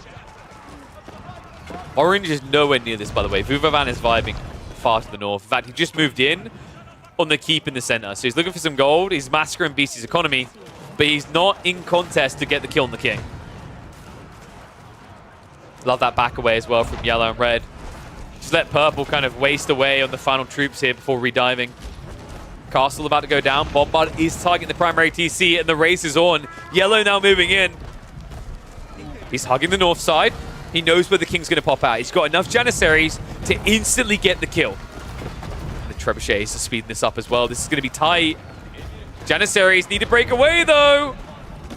Baltoon a little bit too late, and it's looking like another kill for Kyo. King comes out.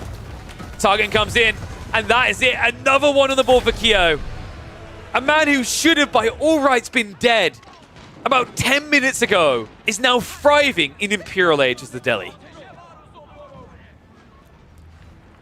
Turns out gun doesn't beat elephant when gun is on top of elephant to verse gun. Kyo, a pretty overwhelming threat on the map now. Right, 300 pop versus 250 to the north, 250 to the east. And Auberjoy, of course, sitting at a firm 200. Doing all the work to hold back Beastie, but getting none of the reward.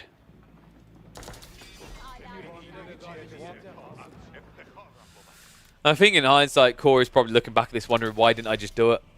I think what Core was looking at is he scanned with Treason and saw that there was a fight up here. He probably also saw that 2 players were still feudal when he was Castle. I kind of get where he's coming from.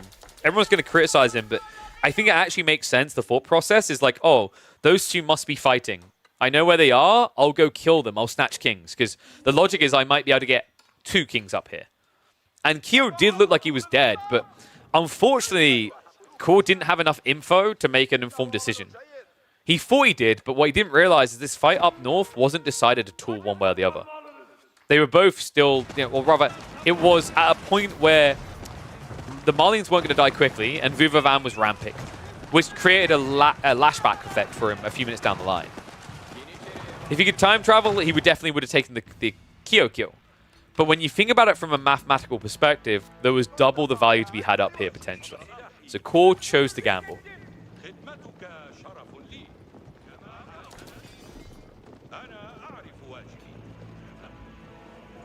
Kyo, look at him now. Good God. 3 tower elephants. 8 gunpowder elephants. 32 hand cannoneers. 33 men-at-arms. There's no hope for Vuvavan. He's dead. The only way he survives is if Opujoi rushes into the Delhi base and snipes Kyo's king. Which just doesn't seem very realistic here. Instead, Opujoi is going after Baltoon. Wait, really? I guess Baltoon has some points, but like Kyo has eclipsed him now, right? Like I'd actually say Kyo is the big threat. Both of these Ottoman players should be targeting him.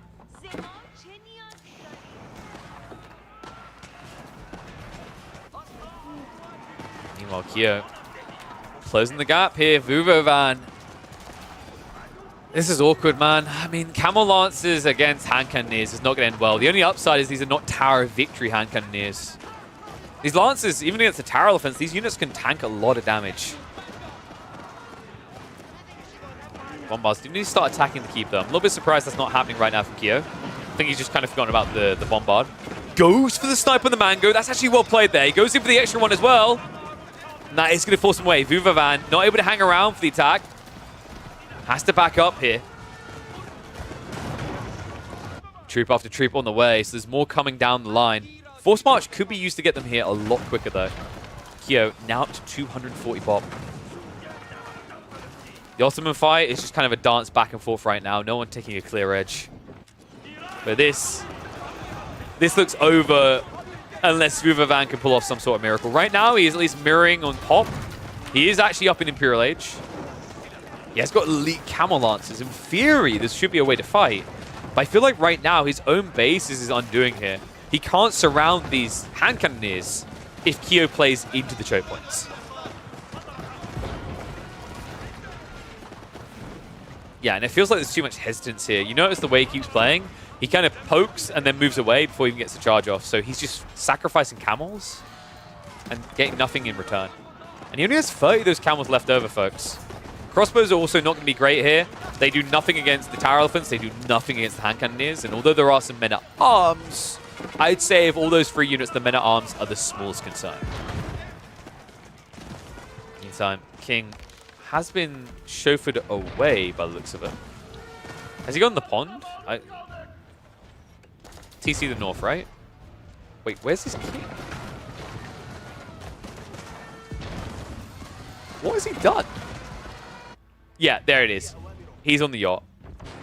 But landmarks are going down. Remember, you can kill by the king or you can kill by taking out the landmarks. The question is going to be where this king pops out. He always pops out on land, probably here. Which Kyo is more likely to see than anyone else. There you go. He did scout it, so he knows now to look, right? Oh, wait, does it not pop out anymore? Oh, orange is not dead. I'm an idiot. I heard the noise and heard the worst. In the meantime, yellow's getting cheeky. He's trying to dent into the keep. Now, I gotta say, Kyo's being a bit obtuse about this. Or, well, stubborn, I think is a fairer word. Just kill the landmark. Bombard's hitting it now, but Elephants can make that much quicker. I guess he's worried about the anti-siege in the form of the Bombards. So he will dive in for them, but that is now going to be orange pretty much wiped.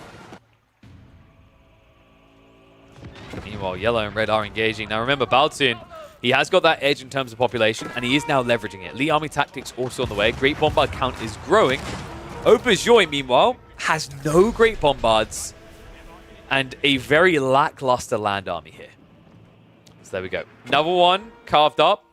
King is going to evacuate onto the east side there. So we'll mark another point for Kyo. He's now up at 5 points. Reminder that there is still another 5 points up for grabs in this game. That would be an insane turnaround for Kyo. From right near the bottom to basically now just nibbling at Beastie's heels. Remember, Beastie leads at this point with 12 points overall and 2 games remaining afterwards. Kyo parking himself in second with 10 is a pretty cozy position to find yourself. Baltun is going to try to strip some points away here. Great Bombards are trading out. In fact, Siegeworks is there for Auberjoy, so slight edge in that regard. But the Sipahi get in. Yellow, what's he really got here? I mean, the Grand Galleys are trying to strike at the keep, but they're not great at it here. You're seeing that, right? It's 42 damage times 3, no bonus against buildings. This is pretty irrelevant damage. Kind of feel a little bit for Auberjoy, right? Like maybe it would have made more sense for Baltun and him to work together. But I think in Baltun's mindset, he's like, I just need the kill to be able to match Kyo's tempo here. Because Kyo should be at 350. He just found the king.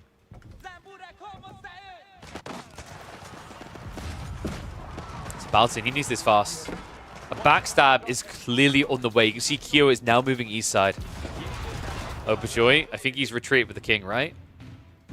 No. He's still sitting in the TC.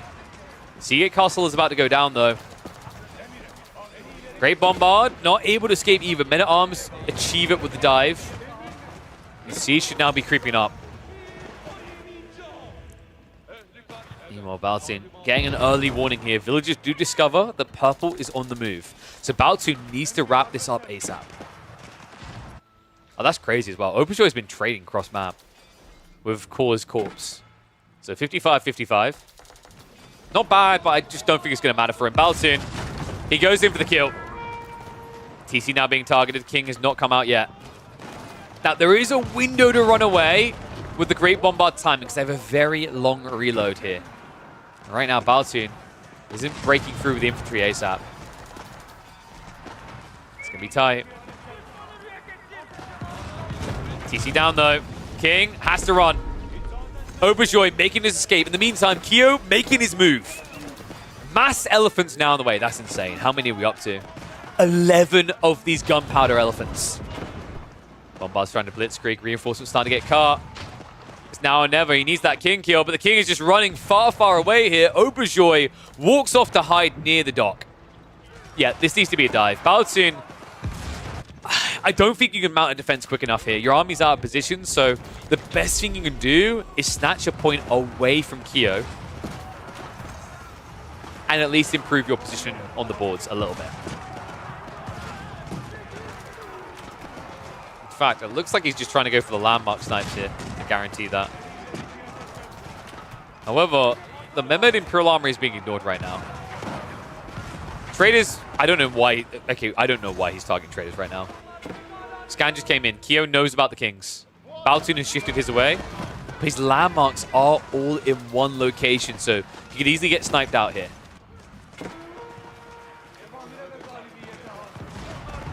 It's a race right now. Baltun knows it as well.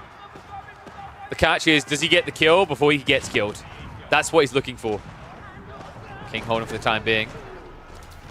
Wait, Baltun, has he lost track? Okay, there we go. The dive's on the way. He's going for the king now. Transport ship way too delayed here. There's no way this king gets out of here. Men-at-Arms heading in. Sprint is going to get used. A temporary boost to escape here, but it's not going to be good enough. He slows down. And the Men-at-Arms surely should be able to get this. I say that. Transport ship could be on the way now.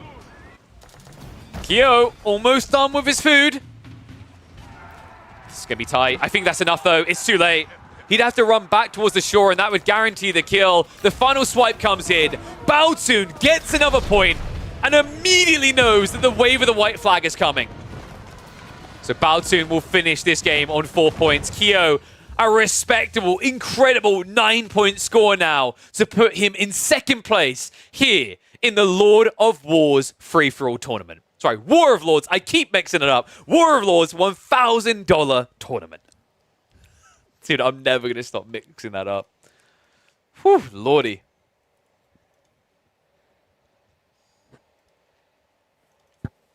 So Baotun, so final scores, guys.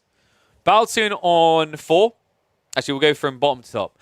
So we've got Vuvavan on 2 points. Baotun is now on 4 points. You have got Unicom still at 6 points. Core still at 7 points. Kyo is now at 9 points. And Beastie continues to lead now at the end of game number 4. He will finish day number 2 top of the grand finals with 12 points with 2 games left to play tomorrow.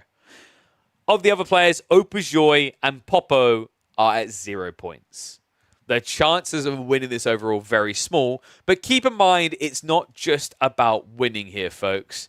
Placement matters a lot as well. In fact, I'll show you that with the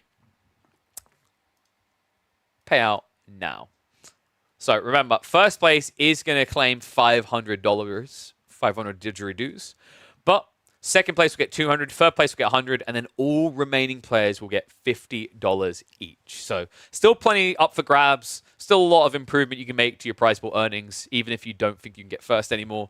But sick performance by Beastie, man. Really well earned topping of the group for day number 2. And yeah, Kyo, I mean, he delivers. For those who don't know, in the group stage, Kyo was able to get an incredible performance, 10 points, one of the top performances we saw. Of course, the only one eclipsing him was Beastie with 22 in his group stage. But, you know, coming out of that group, I mean, the difference is day and night between him and Baotun right now. Kyo is doing fantastically well. Baotun definitely having a rough time, but glad to see he was able to at least recover a few points. And Baotun, so, you're not going to like this. Got confirmation. Apparently, it was a legal point. Opojoy transport ship missed the Popo ships and accidentally went to Vuvavan's base. So I've been sent a clip. We can look at that now, so that we can get some insights. So Opojoy leaves the base. He sees Popo ships there. But this is the thing that's suspicious to me.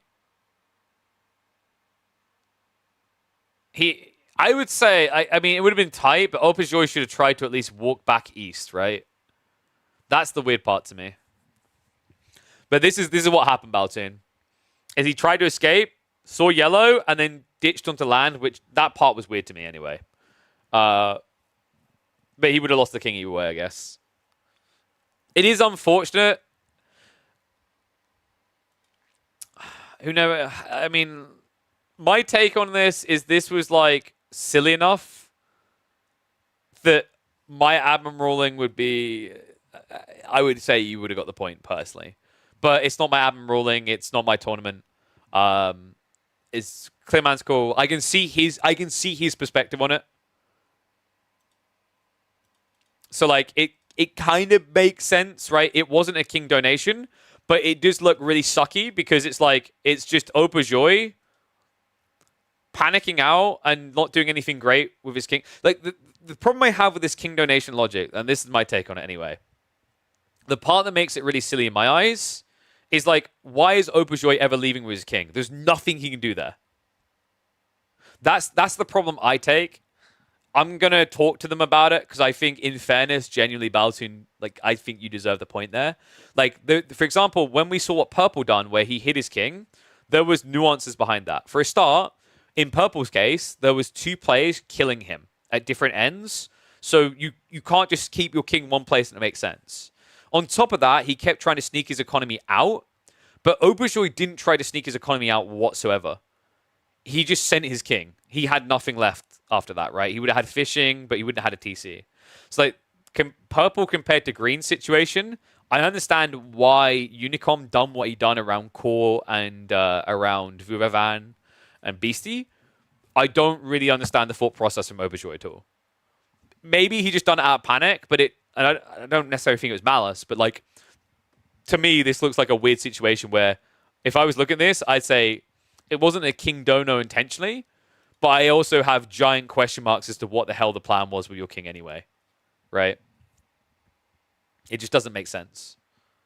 Young Garrison the king. The reason Young Garrison's the king, you can see that coming. This is why Young Garrison's the king. When the king comes across, look at the health bar. He's dying too fast. So Young Garrison's, and he's in the enemy base. But it's like there's no reason his king should even be there in the first place. So yeah, it's that would be the weird part about that. Like I said, I can see both sides of the argument there. And that's sadly the gray area you're going to fall in sometimes with the free-for-alls and whatnot. So sadly, I'm going to say that cringe thing is what it is. I'll definitely try to flag it to them because I think it is a bit of a rough situation. And I don't think it's comparative to what Purple was doing with his king. But I can't promise anything. I'll make the case and I'll balance each sides. Clearman has a take that it's a point for yellow, which I can see. I have a take that I think it should be a point for Baltun, which I think is also reasonable. But that's the gray area you can exist in with these type of tournaments. It's kind of unavoidable. But yeah, still plenty to play for though, right? Like we've still got tomorrow. We've still got 2 games. Hopefully a hype ending to this. A lot of players could still actually make it, could still actually win it. I'm just checking if there's more tournament stuff we can do now though. Because I know there's meant to be some King of Dry Arabia series getting played at some point this week. So we're going to keep an eye out for that. It might be a case of Dumu and Louis play tomorrow so that we can begin by casting that series and then hop into the free-for-alls. But I think... Were there any uncast series in King of Dry Arabia we could watch maybe?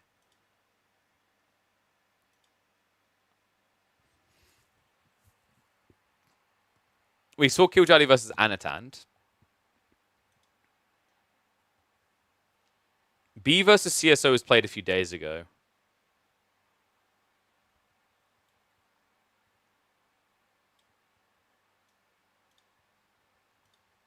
Although I don't like the look at that one because I think eventually someone just gave a default win over anyway. Does that mean it's a short stream? It might do. Yeah, I'm definitely not a fan of like the 2 games a day thing. I think it's way too short. I know the players that like didn't want longer days, but I'm like, 2 games a day is just like weird. It's so weird for an event.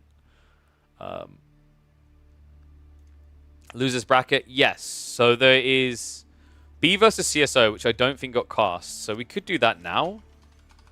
Maybe that's an option. Let me have a look. Depends if they played too much. Because they might have done. CSO makes his name hard, and I think B played... He might play his groups after that. Hey, no problem, Bella. It's all good. I can see you were locked in.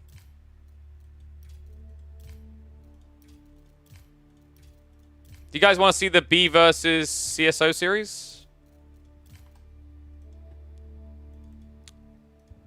Well, glad to have been you first, Bella. No problem, no problem. Hope the games went well.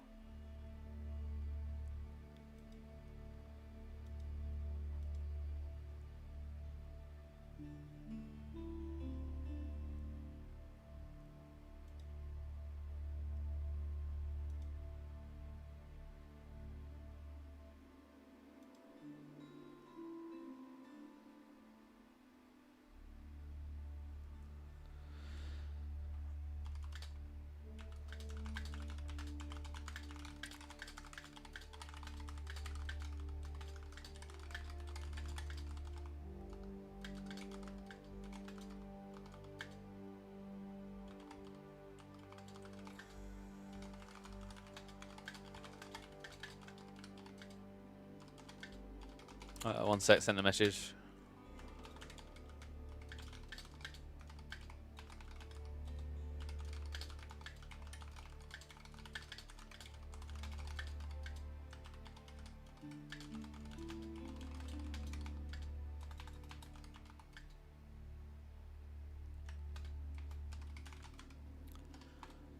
All right, B versus CSO. Yeah, I think we can do that. There is a China game in there. China versus Rus. Oof. When did Killjoy vs Anatan happen? We cast that yesterday, Cuppers. So that's in the VODs. All right, guys. So what we'll do now, we can cast. Yeah, we'll do the B versus CSO series. So let me load up game 1 now. I'll put a score toggle up as well. Just give me a sec, 'cause I need to load into game, so it isn't sport for you guys.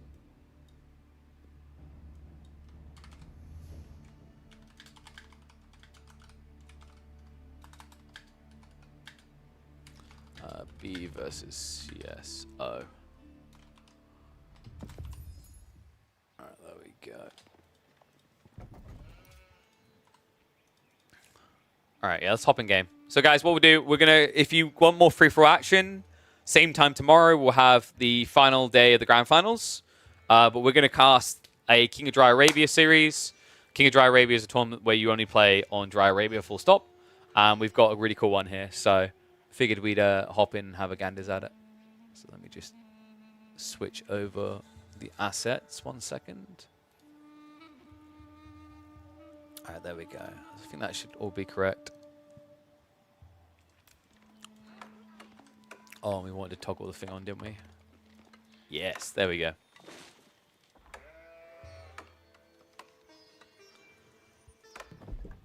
All right, hello. One and all, welcome back to the 1v1 competitive action here. We've got King of Dry Arabia Games lower bracket series between 3D Clans B and Team Elephant CSO. For those that have not heard of this tournament before, King of Dry Arabia, it's organized by Warman. It is a tournament where you only play Dry Arabia for the entire tournament here. Double elimination format. It's been playing out over several weeks. And, well, both these players now on their last life. We open this series with B on the Delhi, CSO on the HRE. An interesting matchup, actually, and one that HRE have been looking quite good for recently. You know, for a while, I felt like Delhi had the answer with the Ghazi, but the more we've been seeing these long feudal plays out of HRE, the more kind of brain dead it looks, where you're able to just spam men-at-arms into a win. So I have to see how this one plays out. We'll see how B kind of gets creative about it. Looking at the starting spawns, actually, B has a really good one. Back spawn on the gold and the berries, nothing to harass there. Wood lines, he's got options west and east of his base. Berries are retracted behind. Deer's even insulated on the tree lines. Other side of this, CSO has got a forward spawn in gold, which is a little bit rough if he's trying to play greedy in this game. I just don't really know why you'd ever play greedy. So hopefully we're going to see some kind of feudal all-in. And I think that would lean into CSO's favor.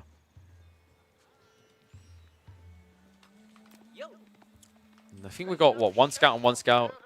Yeah, this isn't a core recording, so we're not going to see double scout HRE. I feel like at this point, Core's the only person that still does the double scout opener.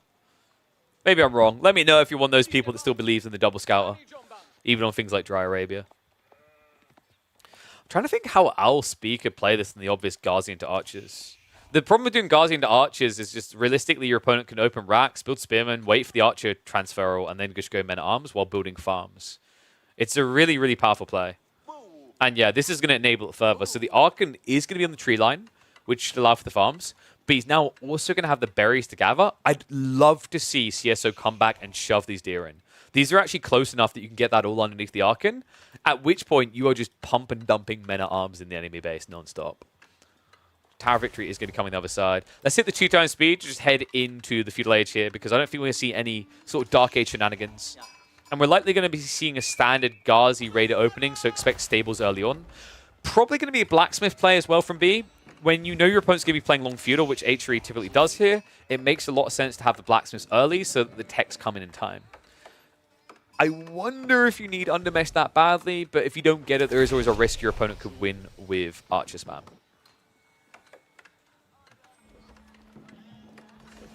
Tech up's complete. No wood gathered in yet, but with 10 already there, you can see the intent. How many sheep are we working with as well? I think CS is probably like at 8 still. Yeah, 9 in total, but he needs to get them home ASAP. And I think that's the whole map now scouted. So a pretty good haul actually overall for CSO, considering that B hasn't really touched them. He's been gathering the berries. It means that CSO probably got about 60% of the sheep on the map, maybe slightly more. Because remember, as the HRE, you have an increased gathering speed buff due to the prelate on your sheep. Love the little min-maxing as well. It even drops the mill there. So Rax is coming in. Other side of this, were we right? Beast timing feels a little bit slow here, no? I guess he was slow on Tower Victory anyway, as you expect. And there we go. Stable's now coming in. He's keeping a lot of people on wood, so this should be the follow-up into the blacksmiths. I think you just kind of stick Ghazi here. Going archers without a reason feels rough. So his goal should be to build Ghazi, force his opponent to build spears, and then you react archers. And you know your opponent's going to react men-at-arms, but it gives you a small window to try and finesse with. Whereas if you just straight up go into Ghazi only, without archers to follow, your opponent's going to kind of brute force you, right? You actually have archery range. Okay. I've seen a few players do this, and the more I've been watching it, the more I'm convinced it's not the easiest way of winning, but you can kind of justify a small group of archers to begin with. The problem of going archers, though, is like your opponent has better archers, right? There's a lot of matchups where H3 archers just win, and that's because of a combo of movement speed and also the gathering speed buff. But this is one of those matchups where your opponent has a good answer, right? Because your opponent has an attack speed buff. And they have a good gathering buff as well on the berries, so they're able to compete. So yeah, a little bit of a surprising choice, not one I was expecting here. Blacksmiths very early is kind of cool. I like that. You know your opponent's going to go archers. It's just, I'd say, of all the daily transitions, it's the second unit choice in almost every single matchup. So having that undermesh prep is going to be really strong for when you go for the men-at-arms.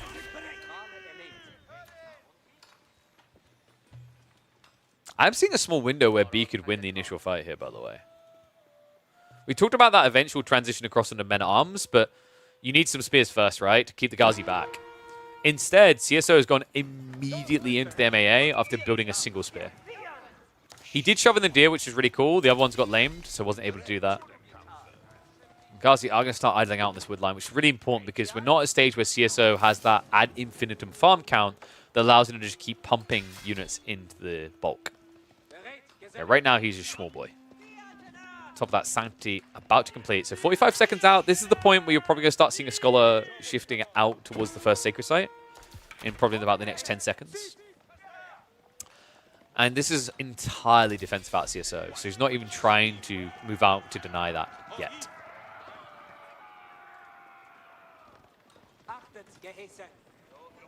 CSO's not looking too bad for like the MAA situation. The archers just kind of feel weird right now, right?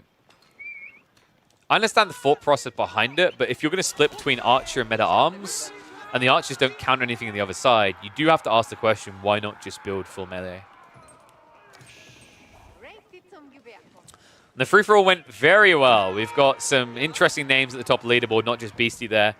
Finals for that is going to be tomorrow. 2 more games to be played in that $1,000 tournament.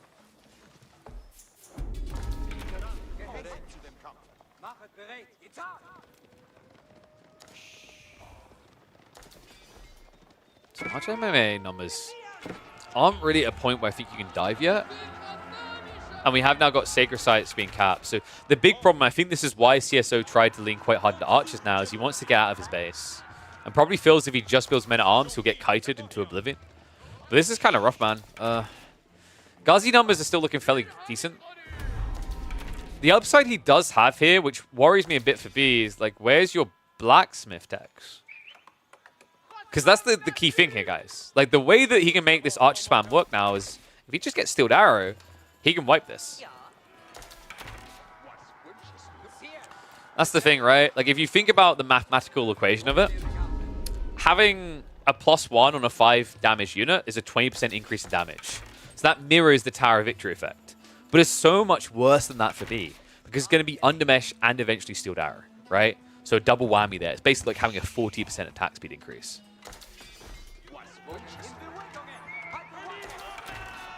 This fight now, men-at-arms win. The problem is you're not going to get that fight, right? The thing that B's doing is he's trying to check if there's like a stop of unit production to see if CSO is trying for attack. Because sometimes H3 players will try to snake that. And it also kind of keeps him in check, right? Like, you're now in a game where you're inflating eco, and your opponent can't come out to address it, because if he leaves his base, he's going to have to leave someone behind to defend. Otherwise, Ghazi will raid him. So, like, what do you do? Do you die at home, or do you die in the mid? CSO is going to send it all. This is ballsy, but I actually respect it. I think if you half-half, you just die. This is the way you can try to decap this and start to disrupt B's plan. But B's plan is starting to look a little bit like Castle Age, which is a bit surprising here. But it does make sense, right? Like, if these numbers just keep scaling, realistically, your army should lose long-term. Love the fact he's building spears at home.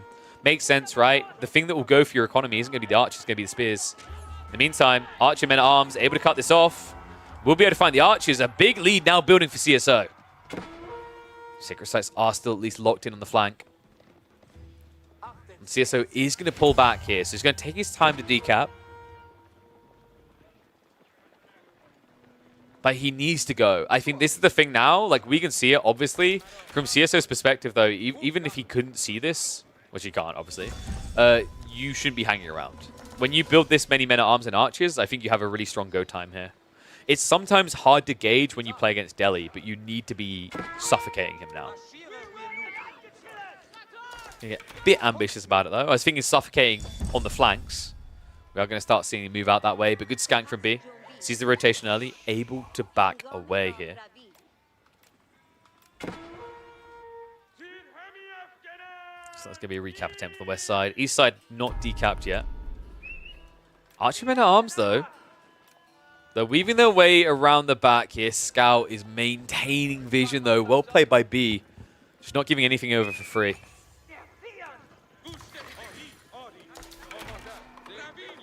B could actually just buy his way into castle now. If he had a marketplace, that is. It doesn't look like he ever set one up. The final food gathering dropped off, and here we go. B. He's got the tech up. The question now is, does he have the time? B still to Arrow and Undermesh also on the way. House of Learning is going to be the choice. And a smart one at that. If you can get a few men-at-arms out here, you start scaling that. Home Blades allows you to somewhat compete with the enemy men-at-arms. Remember, Heavy Maces gives +6. Be +8 in total bonus, but you get +3 in return with the men-at-arms on Home Blades, but then you also have Tower Victory inflating your damage. So you close the gap against HRE. It's also incredibly powerful for Lancers. All of a sudden, a sticky situation. CSO. He hasn't gone for the dive. He hasn't gone for the tech up. Hasn't even decapped all Sacred Sites. He has to know this is happening, right? Like, CSO's played enough matchups to understand that when an opponent won't come out of the base, they have to have an out. And, you know, for a lot of civs, that's like teching or greed of some kind. If a Delhi player doesn't come out of his base, especially, you have to be suspicious. This is a civ renowned for mid-map control. Right now, he's hiding in his base. There's only one logical conclusion, and he's about to reach it. Tech up comes through. B, now in age 3. And CSO, been reluctant to dive in underneath these defenses, might not have a choice now.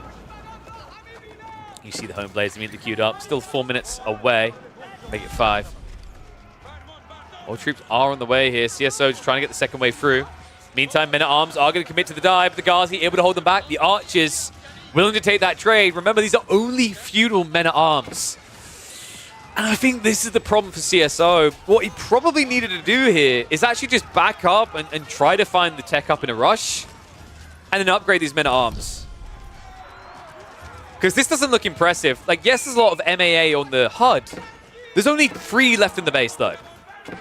And that's going to be it, man. I don't know. I don't know if you can stay here. Maybe? CSO. Second wave finds the villagers. There is gathering on the east side. The question mark now is, can B get enough troops out? Lancers are tanking a buttload of fire here. But wait. B lost the blacksmiths before the Undermesh came through. So right now, these archers are hitting for 2 damage on the Lancers. Might be a good enough answer here. 39 eco versus 46. No military left. Yeah, no, guys, that's it. You know what? That looked bad for a second there. B, it looked like he was going to hold when all the men-at-arms flopped dead. But there was just no income behind this. No production power. CSO should have this in the bag now. Yeah, it ain't pretty. It costs a few bodies, but it's worth the investment. These Lancers are just not able to scale. And without any blacksmith tech coming, without undermesh there, these archers just hit too hard. GG gets called CSO with an impressive game one, showing you how powerful the HRE now are in the feudal when they can disintegrate the Delhi. Whoa. Very nice game one there. All right, so we still have potentially 4 games left. So let's get a point on the board for CSO and see what B has in store in the second.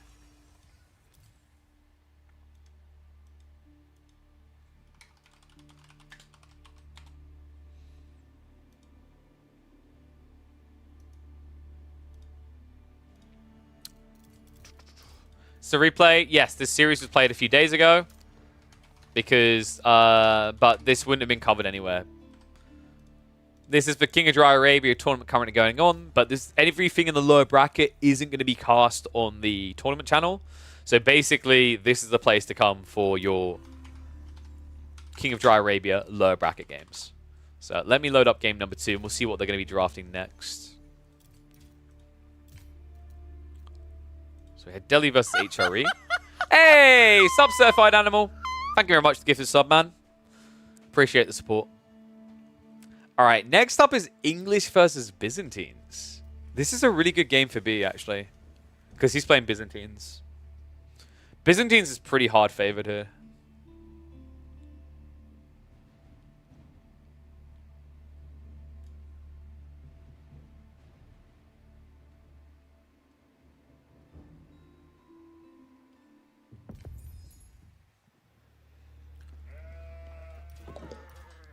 Second. Sorry, I'm just getting messaged by my influencers. I'm feeling good today. I'm closing a few deals for some of my influencers. Always love to be able to help creators make a living off of this. All right, let me flip that. It's actually CSO on 1.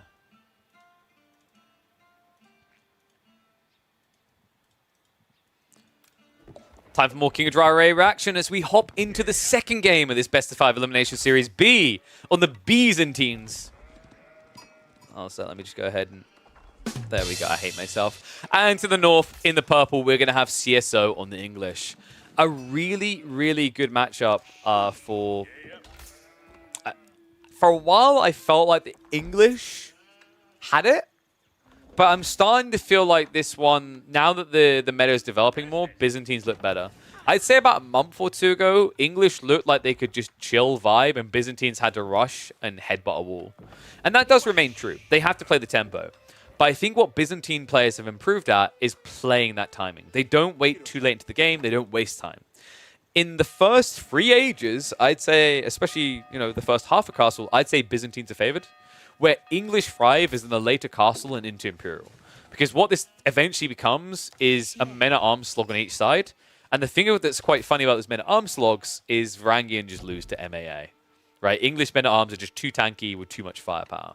So expect B to be the aggressor here, and CSO to probably play a bit more campy with that classic 2TC style we've been seeing. We're going to hit the 2 times for the early game. I'm wondering, does Byzantines maybe have some sort of cheeky Merc play? Probably not. Let me Magadai. No, don't build Magadai against English, guys. That's a death sentence. I have seen 2 different ways to play this, by the way. Some players like to go for the Hippodrome. Some just still go Grand Winery. I think B's probably more of a Grand Winery boy, though.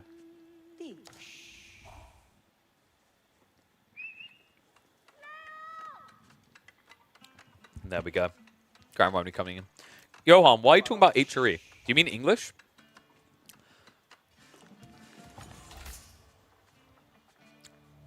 So... Interesting thing here. Yeah, Wilbur insanely early from CSO just shows you how greedy he's planning to play this. But yeah, in general, guys, the reason why men-at-arms for the English beat Varangian is because Varangian get a 2 damage differential. They get an extra 1 damage and an extra 1 melee defense. But that costs them 100. That costs them 15 health. They go down from 155 to 140. Men-at-arms, on the other hand, for the English, once you're in Castle Age, they get Armorclad, which gives +2 melee and ranged. So you've taken away the entire advantage of Varangian, and then you have 15 more health as men-at-arms. Now, I know someone's going to be able to bring up Berserk, but you're not going to Berserk in an MAA on MAA fight unless you have numerical advantage. Clearly, numerical advantage. On top of that, if you don't, your opponent's probably playing around the aura in most cases because English play very defensive. That's a 20% DPS increase on a base 12 damage, right? So that ends up being an extra 2.4 damage. It's an insane difference, right? It's why like a Men-at-Arms will kill a Varangian and still have about 30 health left. So tech up complete. We'll slow us down a little bit now. Archery range is going to be coming in. We did actually get the Abbey of Kings, and surprisingly enough, I was speeding up because I thought this was going to be a 2 TC build. It's 1 TC from the English. And that is a peculiar choice. B. What?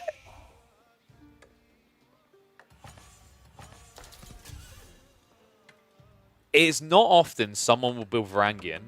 Build Limitane against English Lombos. Like, in general, it's kind of a taboo thing, right? When you're playing against the English, you don't build spears. Kind of surprised he done this, considering the alternative is to go Horseman, which is really popular with the Byzantines right now. Feudal Horseman plus Lombos is a really strong comp for Byzantines. Surprisingly enough, though, he went Javelin plus Limitane. And the reason he done that, this is the dynamics that makes Byzantines kind of wild. Normally, you would do Horseman Lombo because by going Horseman, your opponent has to build spears and your Lombos counter spears. Then Horseman can win. B's going the other way around here. By going Limitane, you defend against the king, but then you force your opponent to build Lombos, which Javelins then counter. So you see that reverse dynamic? This is one of the things that I think makes Byzantine quite absurd. Part of it is to do with the pacing they get these things, but also it's the omni-flexibility this Civ has compared to almost any other one in the game, right? You could technically force them to lock into a bad comp choice, but it takes so much more effort, and it's fair to say on initial transition, Byzantines have a bigger edge than almost any other Civ I can think of in Feudal Age. All because of the Merc House choice. Jav's now on the way. Even Undermesh. Damn. This is a pretty disgusting timing from B, actually. Second group of Javs is going to be released soon. Yeah, so they've got 40 seconds still to go. Remember, he went Grand Winery, so he can easily afford this. He's got back berries as well, really far away. The king is going to be a nuisance, but if you send like 3 Limitane down there, you just don't care. First group of Javs is now arriving. The good news, at least for CSO, is if he keeps the Jav count low, he can always poke with Longbos and then back up to get healed by the Abbey of Kings. But if this Jav count gets to, I'd say, about 10, that's when you're in trouble town, because the Lombos will always get sniped, right? Like right now, you do 12 damage. So to kill a Lombo, it requires 7 shots. Sorry, 6 shots, right? 6 shots and you get a kill. He already has now 8 Javs. So if you don't start whittling away at this number, B can just keep in and outing and poking down Lombos. Especially considering that there's no Steeled Arrow yet. CSO is kind of heavily delayed on that because he wanted to set up the farms, right? Yes, it's only 37 wood, but still adds up when you think about it here, right? Like 37 wood times 6 in that situation, let's round up to 40 to be fair and make it simpler for the mathematics. 240 resources, so it's over 200. And of course, Blacksmith Techs, age 1, cost 175. So this was the Steeled Arrow timing. I guess CSO felt he needed it, even though he still has 9 sheep to work with. But of course, berry is never going to be an option for English. They never want to play that. And you're starting to see what kind of makes Byzantines ridiculous, right? He's already halfway to castle while having a bigger army than CSO. This is the absurdity that people have been highlighting time and time again. And wait, no, you've got to be kidding me. He checked the berries, right? I mean, even if he did, there's 3 Limitane, so you can't do anything there. It would be heartbreaking if he didn't even know, though. Well, Lombo count is big. Yeah, but this is where things get a little bit depressing, right? Is congrats, you've built a lot of Lombos, but now I'm just going to tech. The difference is that B can be in Castle Age by like 11 minutes. Easily. CSO is going to take him 12, maybe 13 minutes. That's a very big difference when you consider Varangian spam. At this stage, with just level 2 System, each Rax will get him about 3 Varangian a minute. And that means you wouldn't have an answer to Varangian quick enough, right? So this is kind of a little bit grim, because you don't want to have to then go Castle Age and build a white tower. You want to be able to get away with the King's Pass. And always remember that, it's not like B just put all this into teching. He already has 12 Javelins he'll happily upgrade when he arrives in Castle.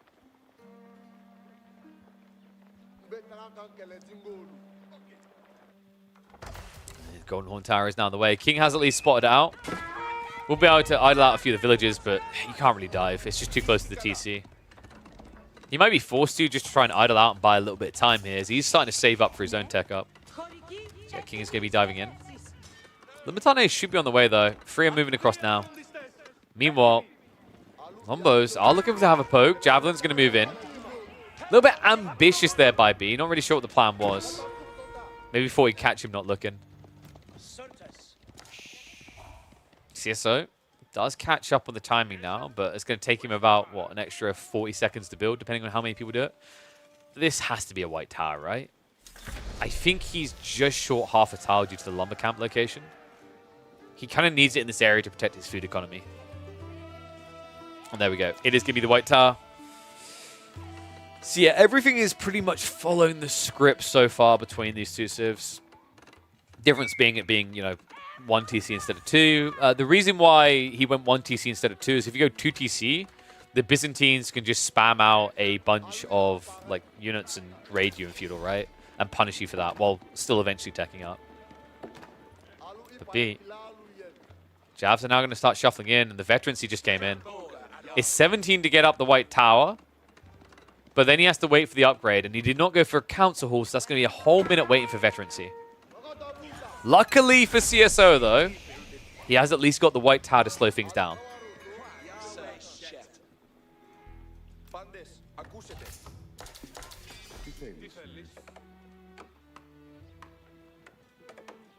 B is not going for relics. And remember, this is now just guaranteed 1 TC, right? I think if B just backs up, doesn't rush this, takes all the relics, he's in a very powerful position. These are the type of games, by the way, where actually cataphracts are even pretty good. Weirdly enough to say. Because Lombos are slow moving, you can intercept them. You're scaling a lot of javelins, so your opponent's realistic impulse is going to be to build a mangonel. And cataphracts are actually a specialist unit at sniping out siege. Because trample lets them run over units to reach siege. So we'll see. For the time being, it is just going to be the standard Varangians. The stables is being dropped. Now, is B going the horseman route, or is he going the cataphract route? I think either can make a lot of sense. He has got a decent amount of food to work with on the far north side. Hasn't set up the olive groves yet, and I usually find trying to spam horseman and castle without farms on the way is really strenuous. It gives you a very small window to succeed. It would be admittedly a more powerful punch than building cataphracts, just because of scale.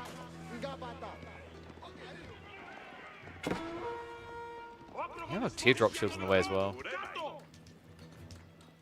A little bit surprising considering he's kind of very slow on the Varangian development here, right?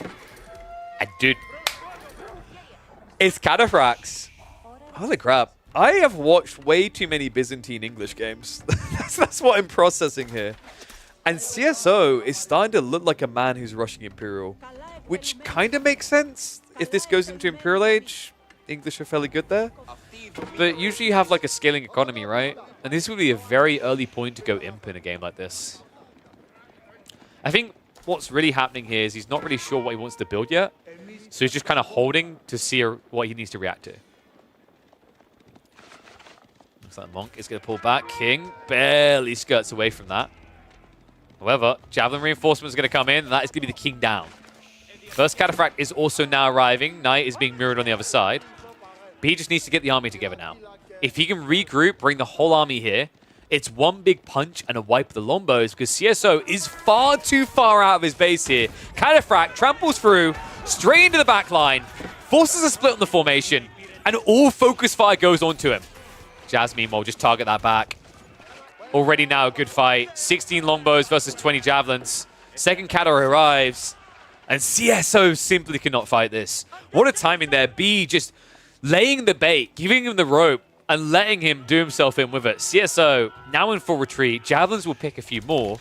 A crossbow switch is on the way, but the cool thing about this choice by B is by forcing crossbows, it keeps value in your mercenaries. This game is all about mercenaries for B. Meantime, relics are still on the way home. Limitane almost managed to punch the knight straight away. Does at least deny the relic for the time being, but if you look at the split here, this is going to be a 5 relic game.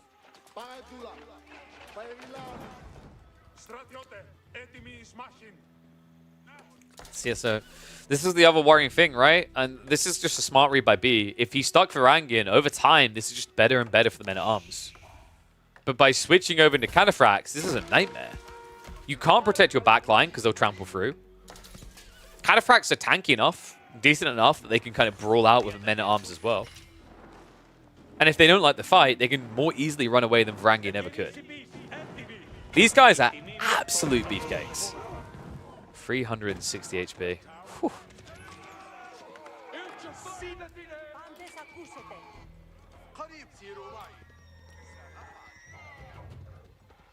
Well, CSO, what now? Because I think B is going to go multi-TC. I mean, he's pretty much at a point where he can afford on the stone, right?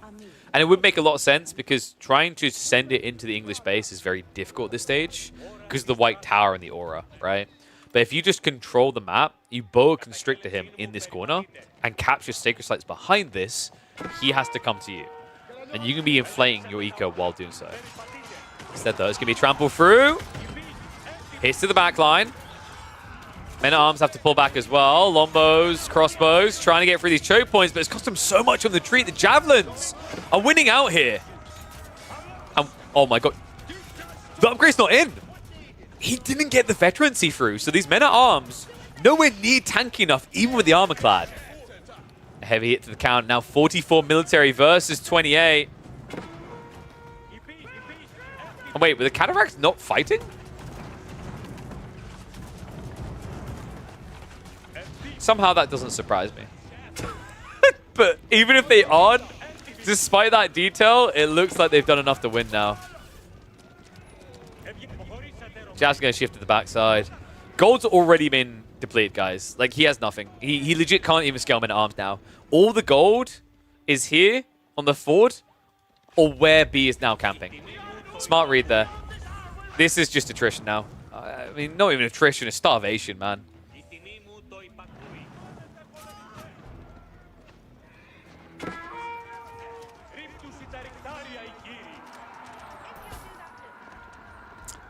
I think it's just a matter of moments with CSO GG's. Especially now with this. No, he gets seen. Well, Army's on the way, but so is B's. And because it's mass cavalry, you can never really catch them, right? Like, this is the classic, I can't do anything. You're just running around in circles like a headless chicken. It's time to stick that chicken in the oven, bump it up to 200 degrees, and roast the poor bugger. Actually, this is starting to look more like a spit roast from both sides. Woo-wee! Cataphracts riding in again. Trample comes through. Hits into the back of it. So many injured Lombos here. The only upside is B's javelins did get A-clicked onto the mining camp, but that's a small victory for him. Especially when it comes at the cost of all gold access. Good read by B. And a swift strike back in the second game to get on the board as GG comes out from CSO. Yeah, really kind of tough one there, right? I think the way that B timed that on the map was smart. Not many people are used to Cataphracts. It's just in general a very difficult unit to try and address to get used to. And I think that's what made that look so simple. So, that in mind,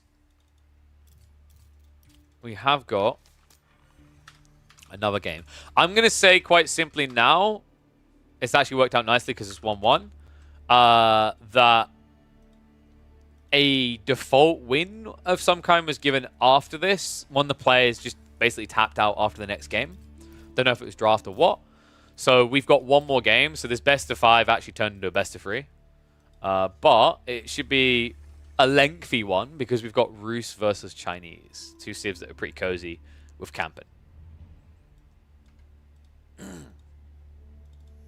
So let me just load that bad boy up now, and then we'll hop in game. Is there any chatter on the YouTube side? I think we're good.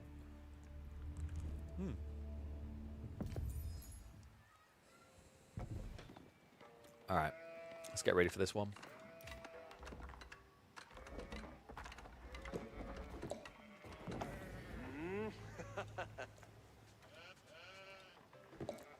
You got outclassed? I mean, who got outclassed, though? That's why I'm happy to reveal this info. You don't know who's going to win. Deciding game here in this elimination series between B and Anatan. Wait, what? Dude, my brain. Why did I say Anatan? Elimination game, deciding game here in King of Dry Arabia between 3D Clans B and CSO. We've got Roos in the hands of the Chinese player. Chinese in the hands of the Roos player. Yeah, what? I don't know what the chances of that were, really. But we have the Russian playing as the Chinese and the Chinese player playing as the Russians in a deciding game. That's kind of poetic. Let's see how this one's going to play out. Every game is on Dry Arabia for those wondering about the format. We're going to stick on 2x speed for the early game just to ramp through it because I'm not expecting much in the way of aggression. The main thing is going to be the bounty game. So far, B is doing decently for himself. He's actually got enough in time for a tech up. Notice he doesn't prep Wheelbarrow because he wants the optimal timing. He wanted to wait to see if he'd have enough. So Kremlin's now going to be built. He will get enough surplus now to go into Wheelbarrow. If he doesn't, this tells us a lot about the opening from CSO. It means that he'll be going for a Knight opener with a Stables drop. And yeah, he's still hunting. He hasn't gone Wheelbarrow. He only has one on the wood. This looks like it's going to be a Stables build, I think. A little bit of scout shenanigans, but overall a good haul. That has to be like, what? Probably about 250? Definitely 250 now with this wolf. So he's definitely got past the tier 2 bounty. Tech ups have come out. Imperial Academy was the choice on the other side. We'll stick on this until we start to see some aggression, because I think you guys understand that when it's just eco gathering, 2x speed is just better. Kremlin drop is a good one, by the way. Double stone gold and the wood line. In a lot of ways, this is a jackpot spawn, because from here, what CSO can do, he could wall himself in, because he got double deer pack on the back. Plenty of gold as well. In total, he's got 2 4Ks sitting behind his base. So I love the idea of just fortifying the sides here, and then playing to a very healthy greed play in the mid game. Obviously, hyper late game is a bit risky against the Chinese. They have a lot of things like pyrotechnics and Nesta Bees that make them feel good. Palace Guard as well. But I do think around Castle Age, the Roost has quite the wallet behind them. I'm wondering if this is going to be a TC race on each side. Because B hasn't moved for the stone yet. In fact, B is going for the Barbican first. The Barbican drop comes in on the deer. This is a fast castle build. You could try to go all-in feudal, but I think that's just very difficult when you get this type of Kremlin drop. The TC is at least loose enough that you could consider it, you could entertain it. It just feels a lot safer to do 2TC. And considering he's already supervising the wood up to the requirement, I think we're going to see a switch over onto the mining camp soon. And there it is, yeah. Straight in. So this is probably going to be, what, a TC drop near the deer, which is kind of intriguing, but you get away with it here because the Barbican. Usually Chinese players will build their TC really close to home. The reason they do this is because they don't want to build units. They don't want to have to build many anyway. They just want to greed. And when you spread with TCs, greeding is harder because your opponent can force a reaction. The reason why the Roos player went wider is because Roos is more happy to play feudal, but also simultaneously, when you're against Chinese, you're not expecting them to send it on you in feudal. Russian Springwood is OP, yes, but Palace Guard is OP in Imperial as well. And keep in mind, the thing that's really good for China in the late game here over the Russians is the Rus do not have stone walls. Anyone who's played against Chinese in late game, what is the #1 rule of playing against Imperial China? You build stone walls. It's so important. It's like ingrained into your brain because anyone who's played a few games knows what happens when you don't. It is a Zerg because the Palace Guard with Yuan Dynasty move as quickly as Heavy Knights. You can't keep them away. So the only way to do so is stone walls. And no Roost player wants to have to go for the Spaskai Tower in Imperial. You always want the High Armory to have the siege advantage. Otherwise, you lose to Chinese Siege with better health. Anyway, get your numbers in, guys. We know he's tier 2 bounty. High Trade House has quite a few trees in range. I'd say that's about 58 trees, probably. So what would that make it? Maybe like 1882? Somewhere around there, I think. Tech up now on the way. Our Stronghold Clock Tower is going to be coming in, so B now ramping up for that tech up. Already has the stables and the racks being dropped here. And we have got to play immediately for the relics coming in. So Monastery already being dropped. I wonder if CSO is going to do the double Monastery drop that we see a lot out of his teammate Louis. Louis loves doing double Monastery even when he plays with the Rus. And yep, there it is. Both of them big fans of it. So it's going to be a race to the relics here. One that B can only block. He can't contest directly. He could realistically drop a Monastery and Supervise to pump out his monks every like 10 seconds. But the issue is when both monks show up, your opponent's monk attacks you. And you can't convert him. So it's just bad. So actually B's approach is correct. He should be building military units first to try and intercept the relics. Alright, here we go, guys. Oh, dude. Okay, I'm not even... No cap. I wanted to say 186. And I was like... I was like, nah. 182. 186. I feel like I always say numbers with 6 here.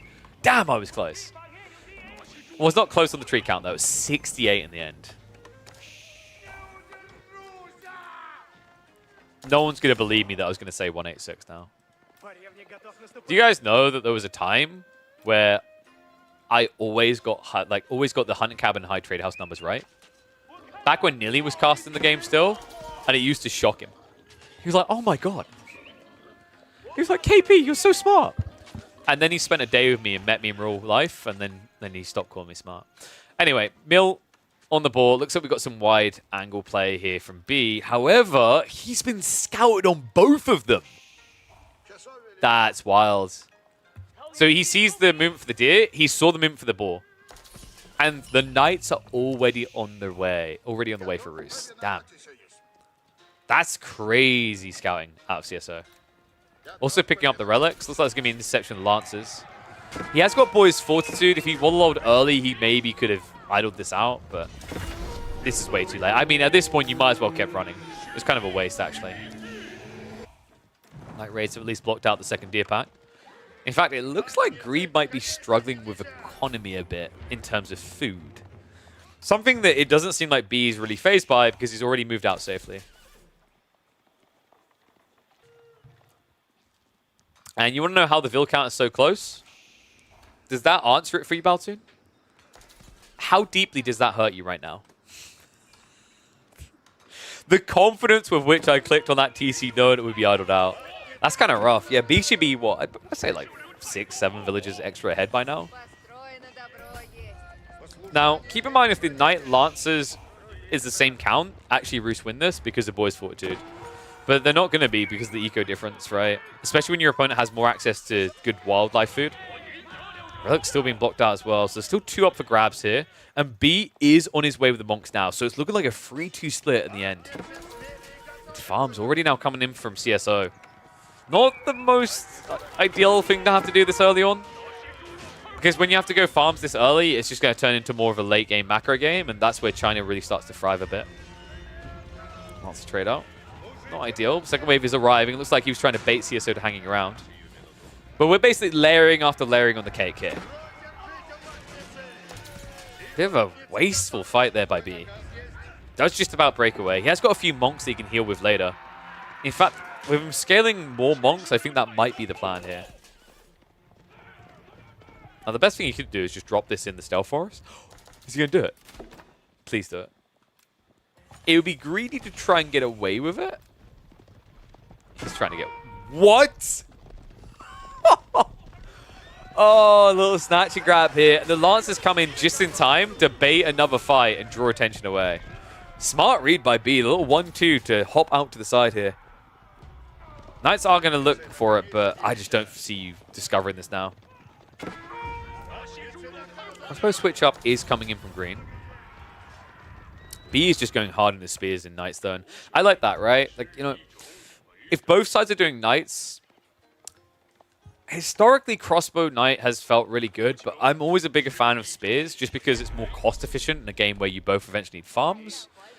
And on top of that, Spears do kind of counter crossbows, right? Like, this is going to scale a hell of a lot better than this. Initially, this will have a much bigger punch to it. But if you don't think your opponent's going to send it all at you, I feel like Spears are just better to scale long term.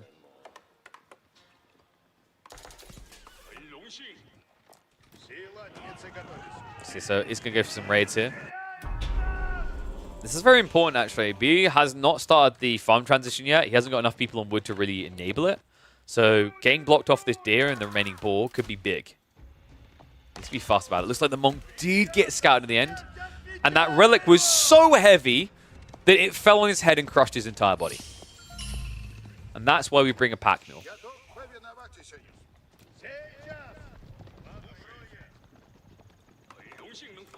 Raxus being spammed. Yeah, I think B's in a really good position here. I mean, Song's going to kick him up a notch when it comes to his economy. The only downside is obviously CSO is in on the farm transition already, 27 deep. But the vile thing about the Chinese is just how quickly they can make that happen with the supervision as well, right? It equals out the extra wood you get. Then you add in things like taxation. I feel like you can very quickly just sell across for extra wood if need be. Look at these Lancer numbers right now. Going those farms cost him something. It cost him the mass. He's in trouble. Has to take this fight. Crossbows are not going to be a high enough count to do anything, though. A few of these Lancers leak over the flanks. Whereas Monks are now on the way. They're going to get the Saint's Blessing across, but this is still a losing fight. Night Count just shriveling up and dying here. And all of a sudden, a shaky situation with Green to find himself in. Needs to retreat away. He's going to lose this entire blob. He has nothing behind this, and he's only half complete on the farm transition. Meanwhile, B now has the green light to kickstart his. Man, this is tough. And you can see he's starting to trickle to his death. He's trying to reinforce to at least get better trades as he retreats, but it's actually costing him more than he's gaining now that spears have arrived. All of a sudden, B, with a pretty bulky line of spearmen to start denting into this base. And you can see the intent, right? CSO thought he had another 2 or 3 minutes before this is a problem, because he stockpiled so much wood. And I think he wanted to put that into farms. Now, instead, he has to put it into production. Now, of course, it's going to be a delayed return on the investment to get across into army. Means that B has options here, right? Like, he could think about just backing up, playing macro, or he could turn this into a military slog now. A military slog where he has a 20 villager advantage. Admittedly, it's not full 20, right? Like, you have to keep in mind that CSO actually end up getting 4 relics. Sacred Sites is going to be a more dynamic thing, but the 4 relics is going to basically give him like an 8 villager advantage. Let's keep it pure 8 because he's got the high trade house. Actually, it's more like this is worth about 4, right? So he has about a 10 villager differential to add there, but it'd still be ahead by 10 eco. Because high trade house is worth 186. Average village is worth about 40 to 50 resources, so I usually go with 40. So this high trade house is worth about 4 or 5 villages. And each relic is worth about 2 villages.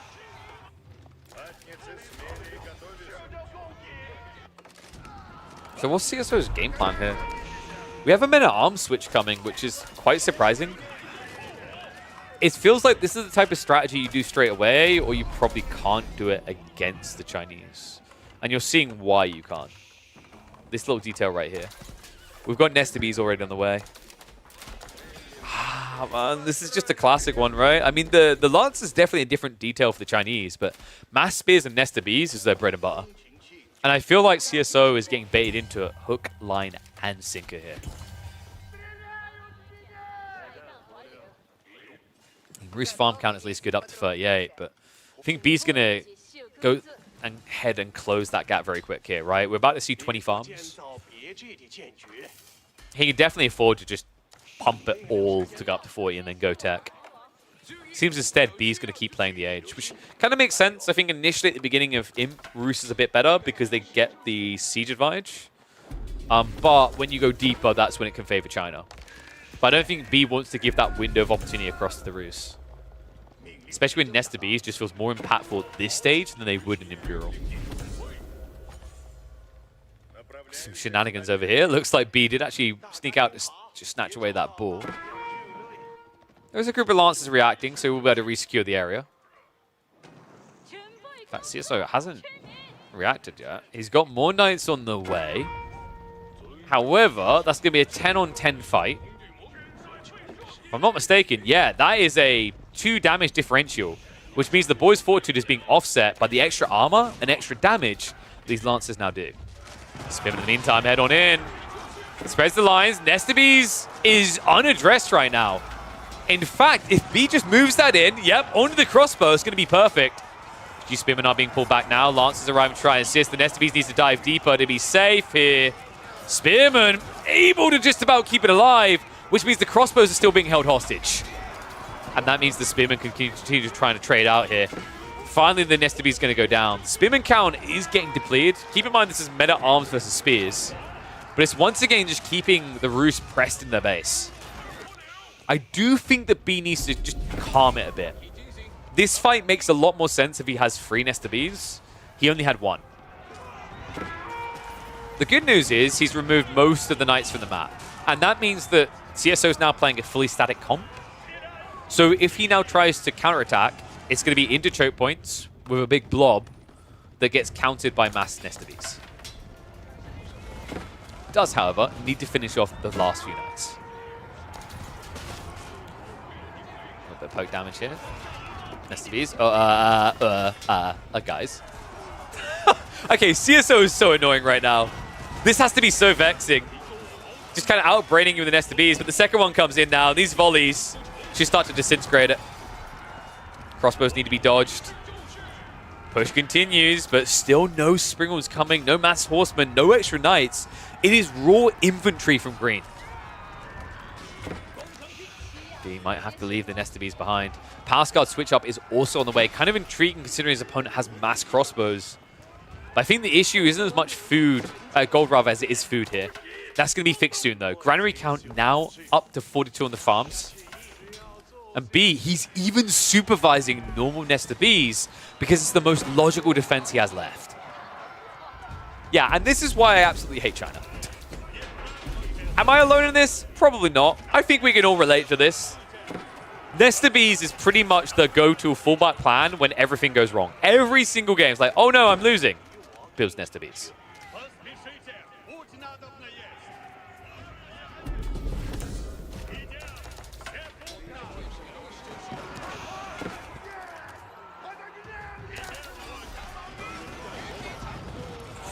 This is how so many games have been lost.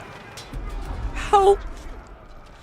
Green's about to lose his entire arm if he doesn't leave. He's at least starting to macro up for Imperial. Every time he turns around for an attack, I feel like it's just inviting a bad trade. Nob's moving in again. He's going straight for the crossbows as well. He's going to get the shots. A little bit of a slow pull away there. CSO taking a big chunk of damage.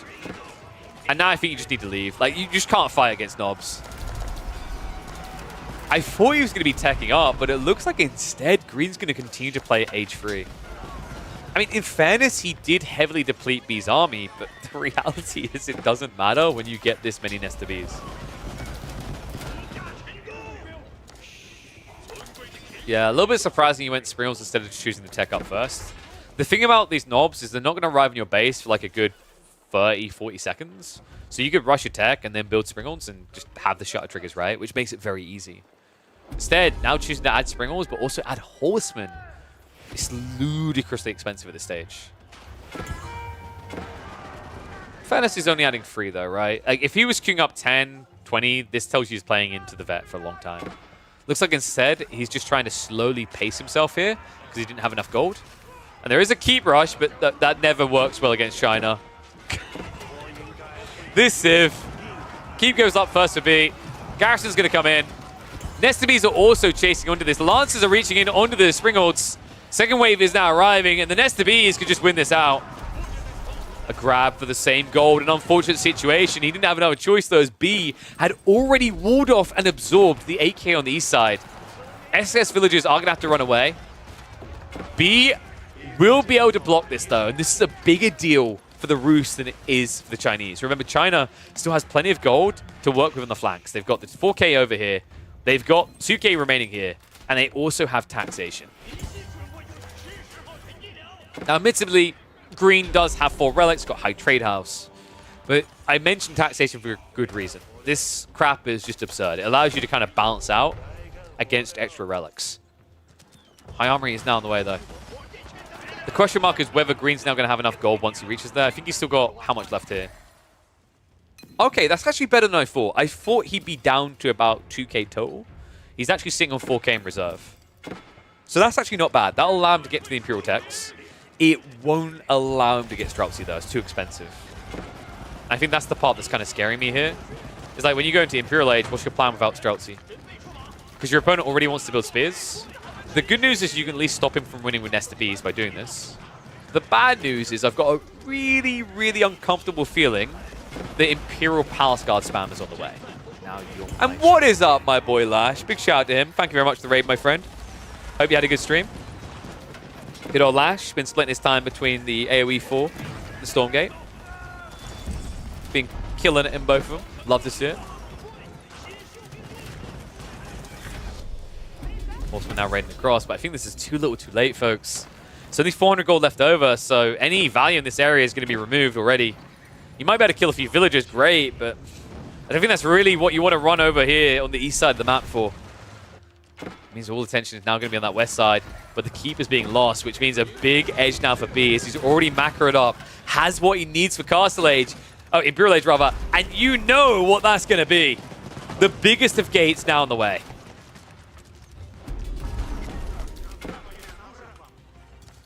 And this will at least have the high armor in line. We are seeing banded armors now being teched into.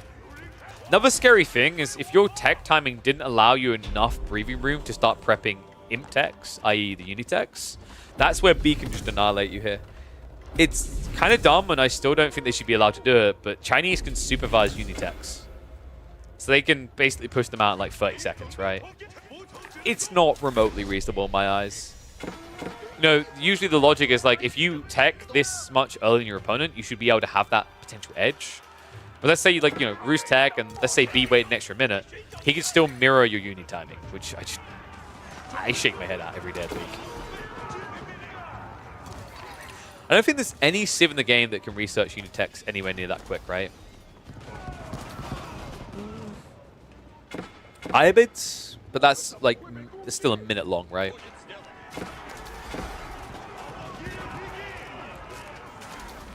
Malian, yeah, actually, Malians, I guess, is way faster. Wait, it's only faster if you trade, though, Crackety. Yeah, it did. There we go. You should. No, I noticed that you decided to leave the rest of that censored out. This is the thing. When you probe him a little bit, he has to give the full story. Crackety's that guy in the interrogation room. He's like, I won't break. And then you just show him pictures from like the Recon Chinese game, and he immediately starts just blabbering all the details. This is a rough clash, by the way. It kind of looks like Green's winning based on military, right? But look what's coming. And look what's not there. There's no incendiaries. There's no elite army tactics. There's no elite tech right now. This is going to be a Palace Guard flood. And a dirty one at that. He's even got Horseman being prepped with the elite tech. Bloomery level 3 coming in, which is insane because remember, this scales much better with the elite army tactics. So all of a sudden, these Palace Guard, watch those stats. This never stops looking vile. 252 health, 19 damage. And I'm imagining Yuan Dynasty is just on the horizon for B here to get that movement speed. In fact, he's already now going into the hand cannoneers. This is kind of the sticky detail, right? It's like hand cannoneers can just win the game because of pyrotechnics. It does require a lot of gold, but as we see, B has a lot of gold. If you guys did not notice it, if you could not tell, the gold was slightly important to B's plan here. And yeah, the issue with Marlene's toll outpost is that it doesn't reset the gold count because you can get 5 taxes when you go one end. If I remember correctly, it only resets after you go both ends. Basically, the outpost system didn't get updated since they nerfed trade. Or like, you know, reworked trade, so it's both ends now.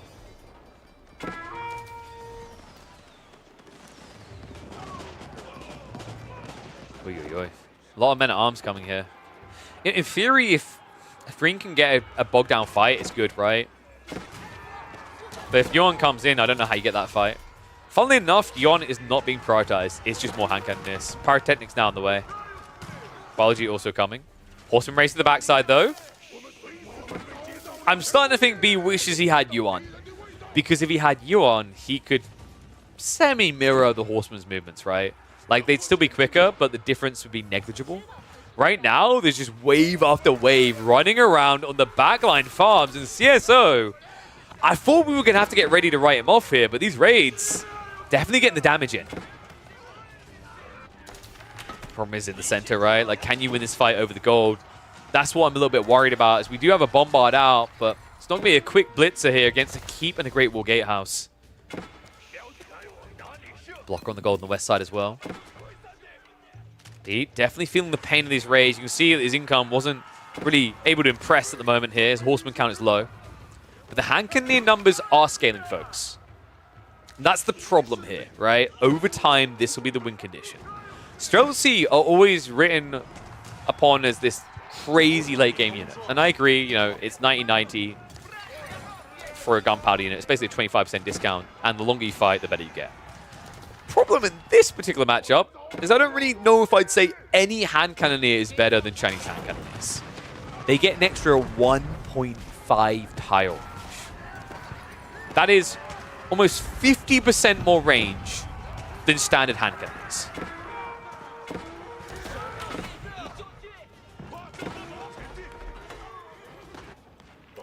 Right now, I'm seeing one player getting a lot of hand cannons and one not.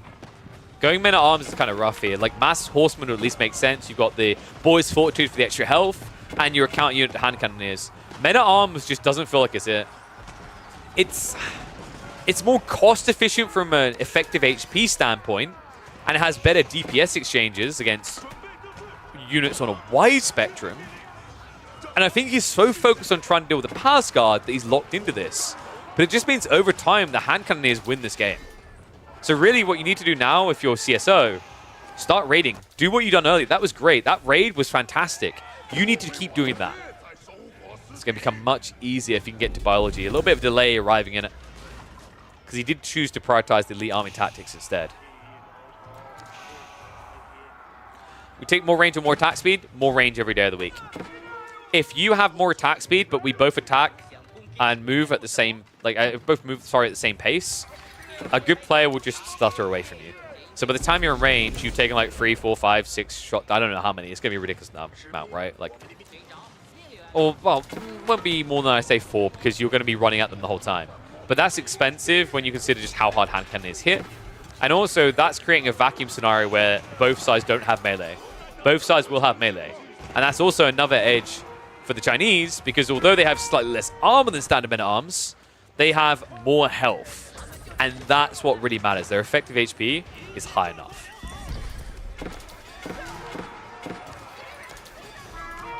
Men-at-arms now diving in.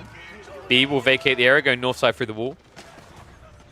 Looks like the keep was taken down, but the Great Wall Gatehouse is still alive here, folks. Men-at-arms don't really have a target over here on the east side. All of a sudden, B is caught up as well in military. It's not CSO ahead anymore. Reserves looking drained on both sides, but what I'm seeing is one with quite a lot of hand cannoneers. We are at least seeing CSO now gap close that. 15 and climbing. Hand cannoneers, wait, what?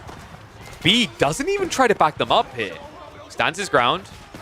Will wipe out the men-at-arms. Does come at a pretty penny, though. Pass Guard, however, have raided onto the gold. That's going to be a big blocker here. Remember, that's what's allowing the Streltsy spam to come out. What he does have going for him, though, is a hell of a lot of rams. Check this. 13 rams in play. A few more queued up behind this. So what you're now seeing is CSO is trying to split the map, draw attention on the flanks with the horseman raids, and then come over the top of the ram spam. Unfortunately, I don't know if it's going to be quick enough. Great Wall Gatehouse goes down. Gold does get blocked here. B is looking to set up trade, though. That's kind of awkward, right? I feel like he needed that free K to make that happen.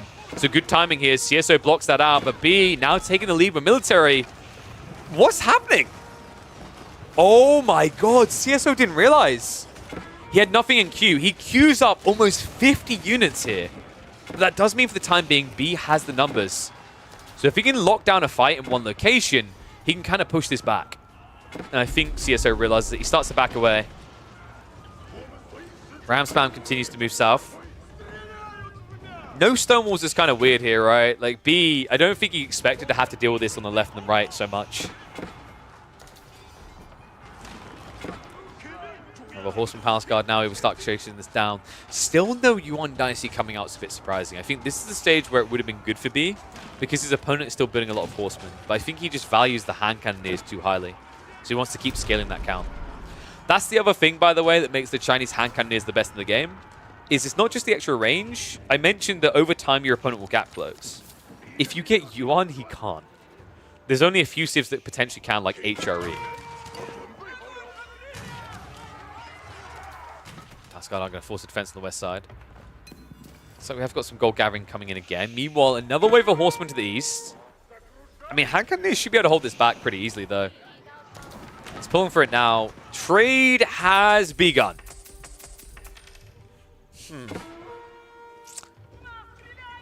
I'm starting to suspect Green doesn't know. Horsemen are at least able to break in, so they're going to go hunt to the back again. And there we go. CSO knows. I mean, in theory, he knows. Remember, we are looking for it. He is not. So we're going to head straight for the farms again. Fight over the gold, though. Keep being built up. Not really being rushed up, though. Looks like all the villagers did get denied here. The Streltsy are holding on. Question mark right now is where the hell are the hand cannoneers? Looks like they'll be able to snipe out most of the horsemen on the east side here. Still more damage being done on the back. The Palace Guard are now reacting. The question now is, does hand cannoneer beat horseman, right? Like, that's where we're heading here. The Streltsy are nice, but they're not really the creme de la creme, I think CSO wins or loses this game based on horsemen, and B wins or loses this game based on hand cannoneers. And as soon as someone flames him for not building stone walls, B now finally building them. Timing impeccable.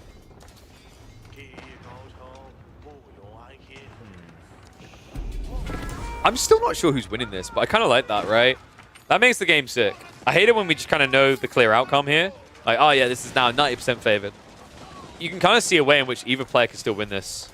It is starting to pivot towards B based on the fact trade's being set up and the gunpowder difference, right? It's almost a 2x advantage now. Trickling troops like this is not ideal either. Nesta Bees able to pull back, and that means one's still alive, so the Streltsy can't fight. Means the men-at-arms do get thrown away. Is he addressing all raids is the question here. Horsemen are still starting to sneak in on the east side. In fact, the entire army of CSO is now pivoting there. West side is at least going to retreat. At this point, B would really benefit from stone walls on this west side. His army is completely out of position. I say that. Second group of hand cannoneers are moving across. Keep drop, not going to be there. I thought maybe we see that coming. Stone is being gathered, but not quite there yet. Horsemen, weirdly enough, killing villagers over hand cannoneers is not great here. You need these to be erased. These are essentially frontlining to protect the hand cannoneers in a weird way. And yeah, he even actually ends up hitting on the trade instead of hitting on the gunpowder, so a lot of horsemen going down. Troops are starting to trickle. Gold is still not being grabbed in the center, and the reserves on the west side are about to deplete. In fact, right now, CSO said, fine, 2-hour game it is, lad. He's setting up his own trade as the Roos. This game isn't going to end, is it? I've seen games like this before. I've grown old watching games like this before.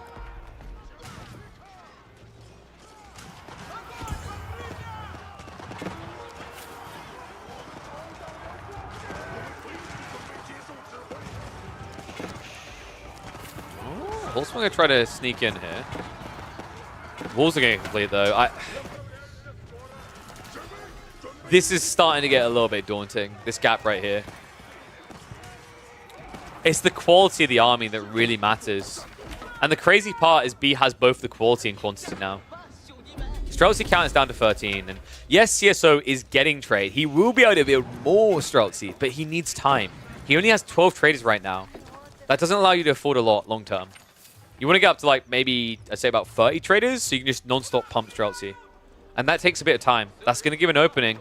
The question is, does B see that? Does he know it? He does. The walls are still up here, and I can't help but wonder if that had been removed, would B even go looking here? This is definitely marching across now. Gold being gathered in the center could also be intercepted.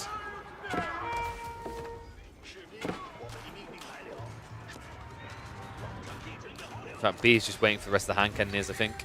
Wait, no. No, come on. Oh, guys, you've got to be more careful with your A-clicks. This is the type of fight that CSO theoretically could win. I just don't think he realizes it right now. Instead, Horseman break off to go in the economy again.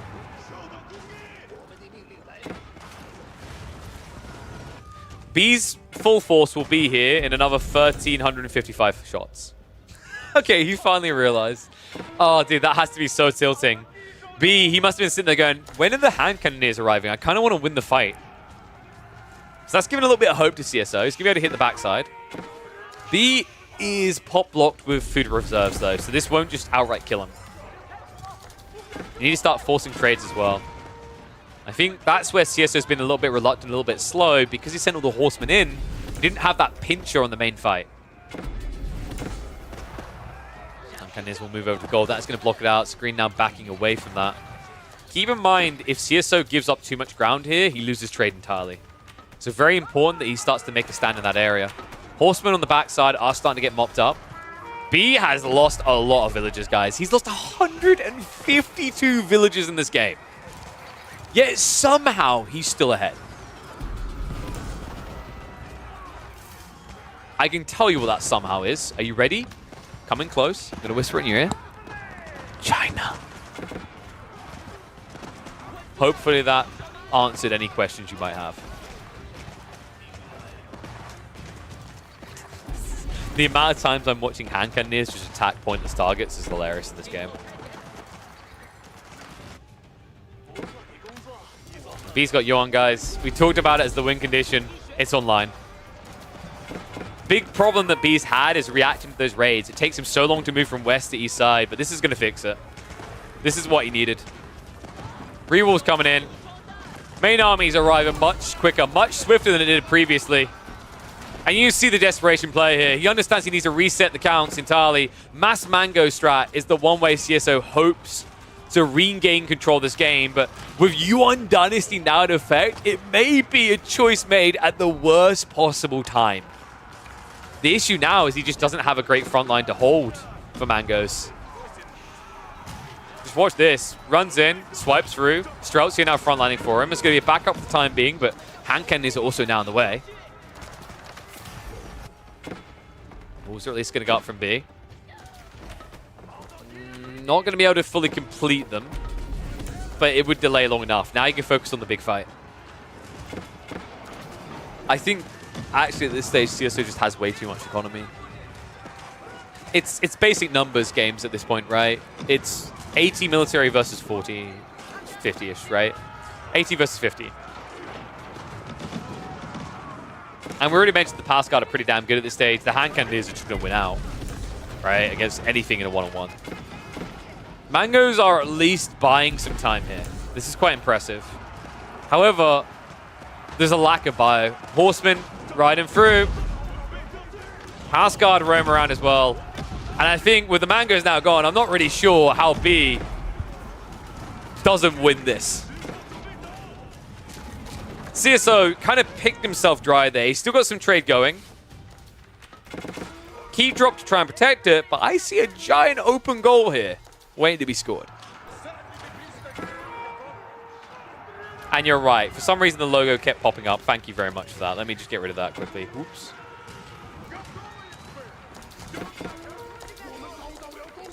And wait, what? Okay, yeah, that's when you know the game has gone on too long. I'm seeing Fire Lancers. Jesus.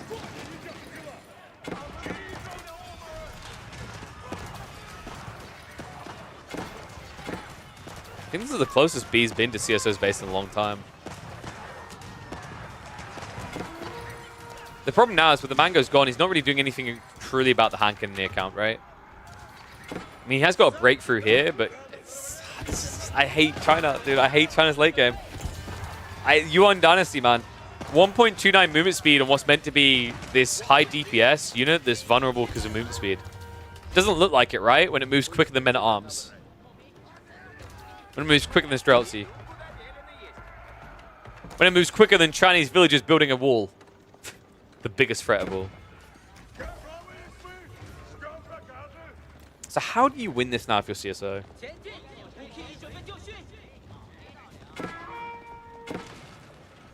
I think if he was proxy siege workshopping the flanks, maybe even proxy stabling, I could kind of get behind what he's doing here. But it almost feels like this is not quick enough, not consistent enough. Especially now that you're up against Yuan. In some ways, it feels like CSO is playing the strategy he was playing 10 minutes ago without really accounting for the difference of Yuan Dynasty. It worked before because B had a slow-moving army that took a gazillion years to get in position. That's not the case anymore. These hand cannoneers are just so much quicker. Even these retreats now hurt. Moscow's starting to reach in, and all of a sudden that hyper late game we talked about starts to rear its ugly head. CSO has been looking fine, like he's in contention, because for a long time he's been in B's economy. When the Chinese get an opportunity to attack, and you're a Civ that cannot build stone walls, guess what's going to get in your economy? These guys right here. They're going to cut the rams, and I imagine be heading straight into those farms. Chemistry only just came in, by the way. So Streltsy will at least fight a little bit better. But trade at this stage for B is sitting at how many? 30 traders. So he has enough gold to just keep pumping hand cannons in reserve.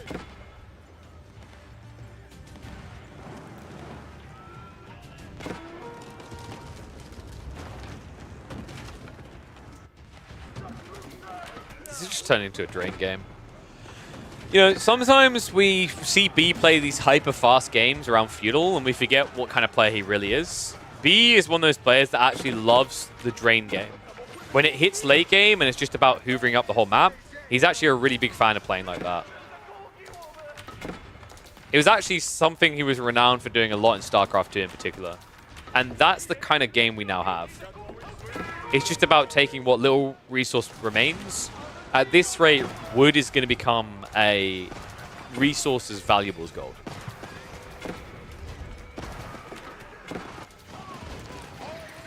Yeah, these are the type of games that are quite tilting as well. Like, CSO is pretty much just here headbutting a wall.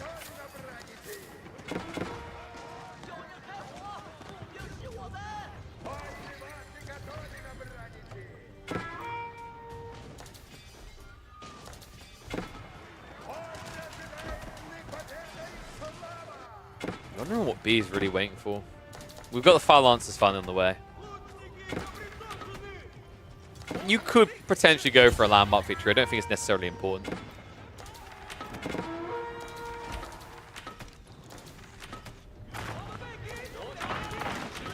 It's important in the way that it can get you a win, but I don't think it's a necessity here. He has revealed the Fire Lancers. It's kind of awkward now because I don't think you really want to be building Horsemen against mass Fire Lancers. You do trade slightly better, right? But the initial charge can hurt you a lot. But you don't, at the same time, want to have to build Spearmen here. B hates late game? That is factually untrue.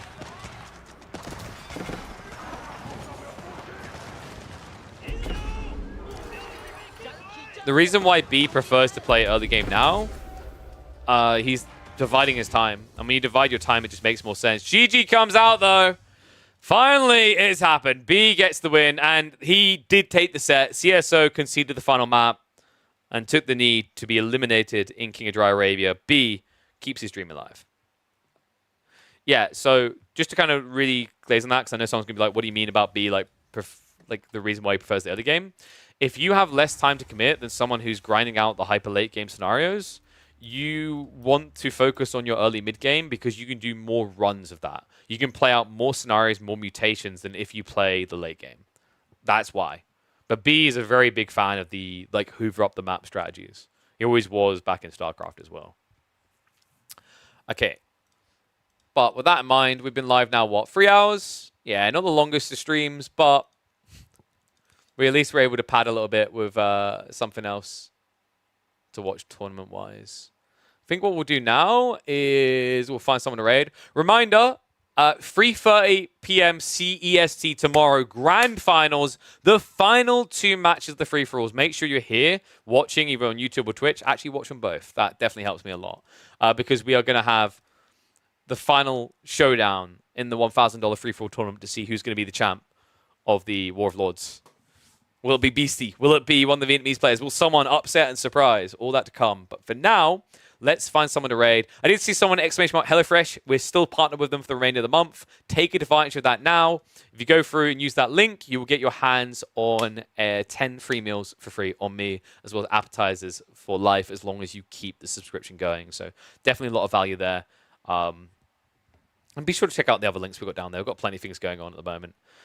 Also, I'm always looking for more partnerships with meaningful brands. So if you guys happen to have a contact, as I think someone before reached out and said they knew someone at one of the companies. If you happen to know someone who's like on a marketing agency side or someone that works for one of the brands, whatever, please do feel free to connect me. I'm always looking to bring in more sponsors because I'm very interested in being able to not only get to a point where we can make a living off of doing this, but also that allows us to then get to a point where we can start investing into tournament prize pools ourselves. But what we'll do now, we'll get ready to raid. I think we're going to go ahead and raid through to Mr. Anatan. He's online, so we'll go give him some love. You guys can go have some fun with him.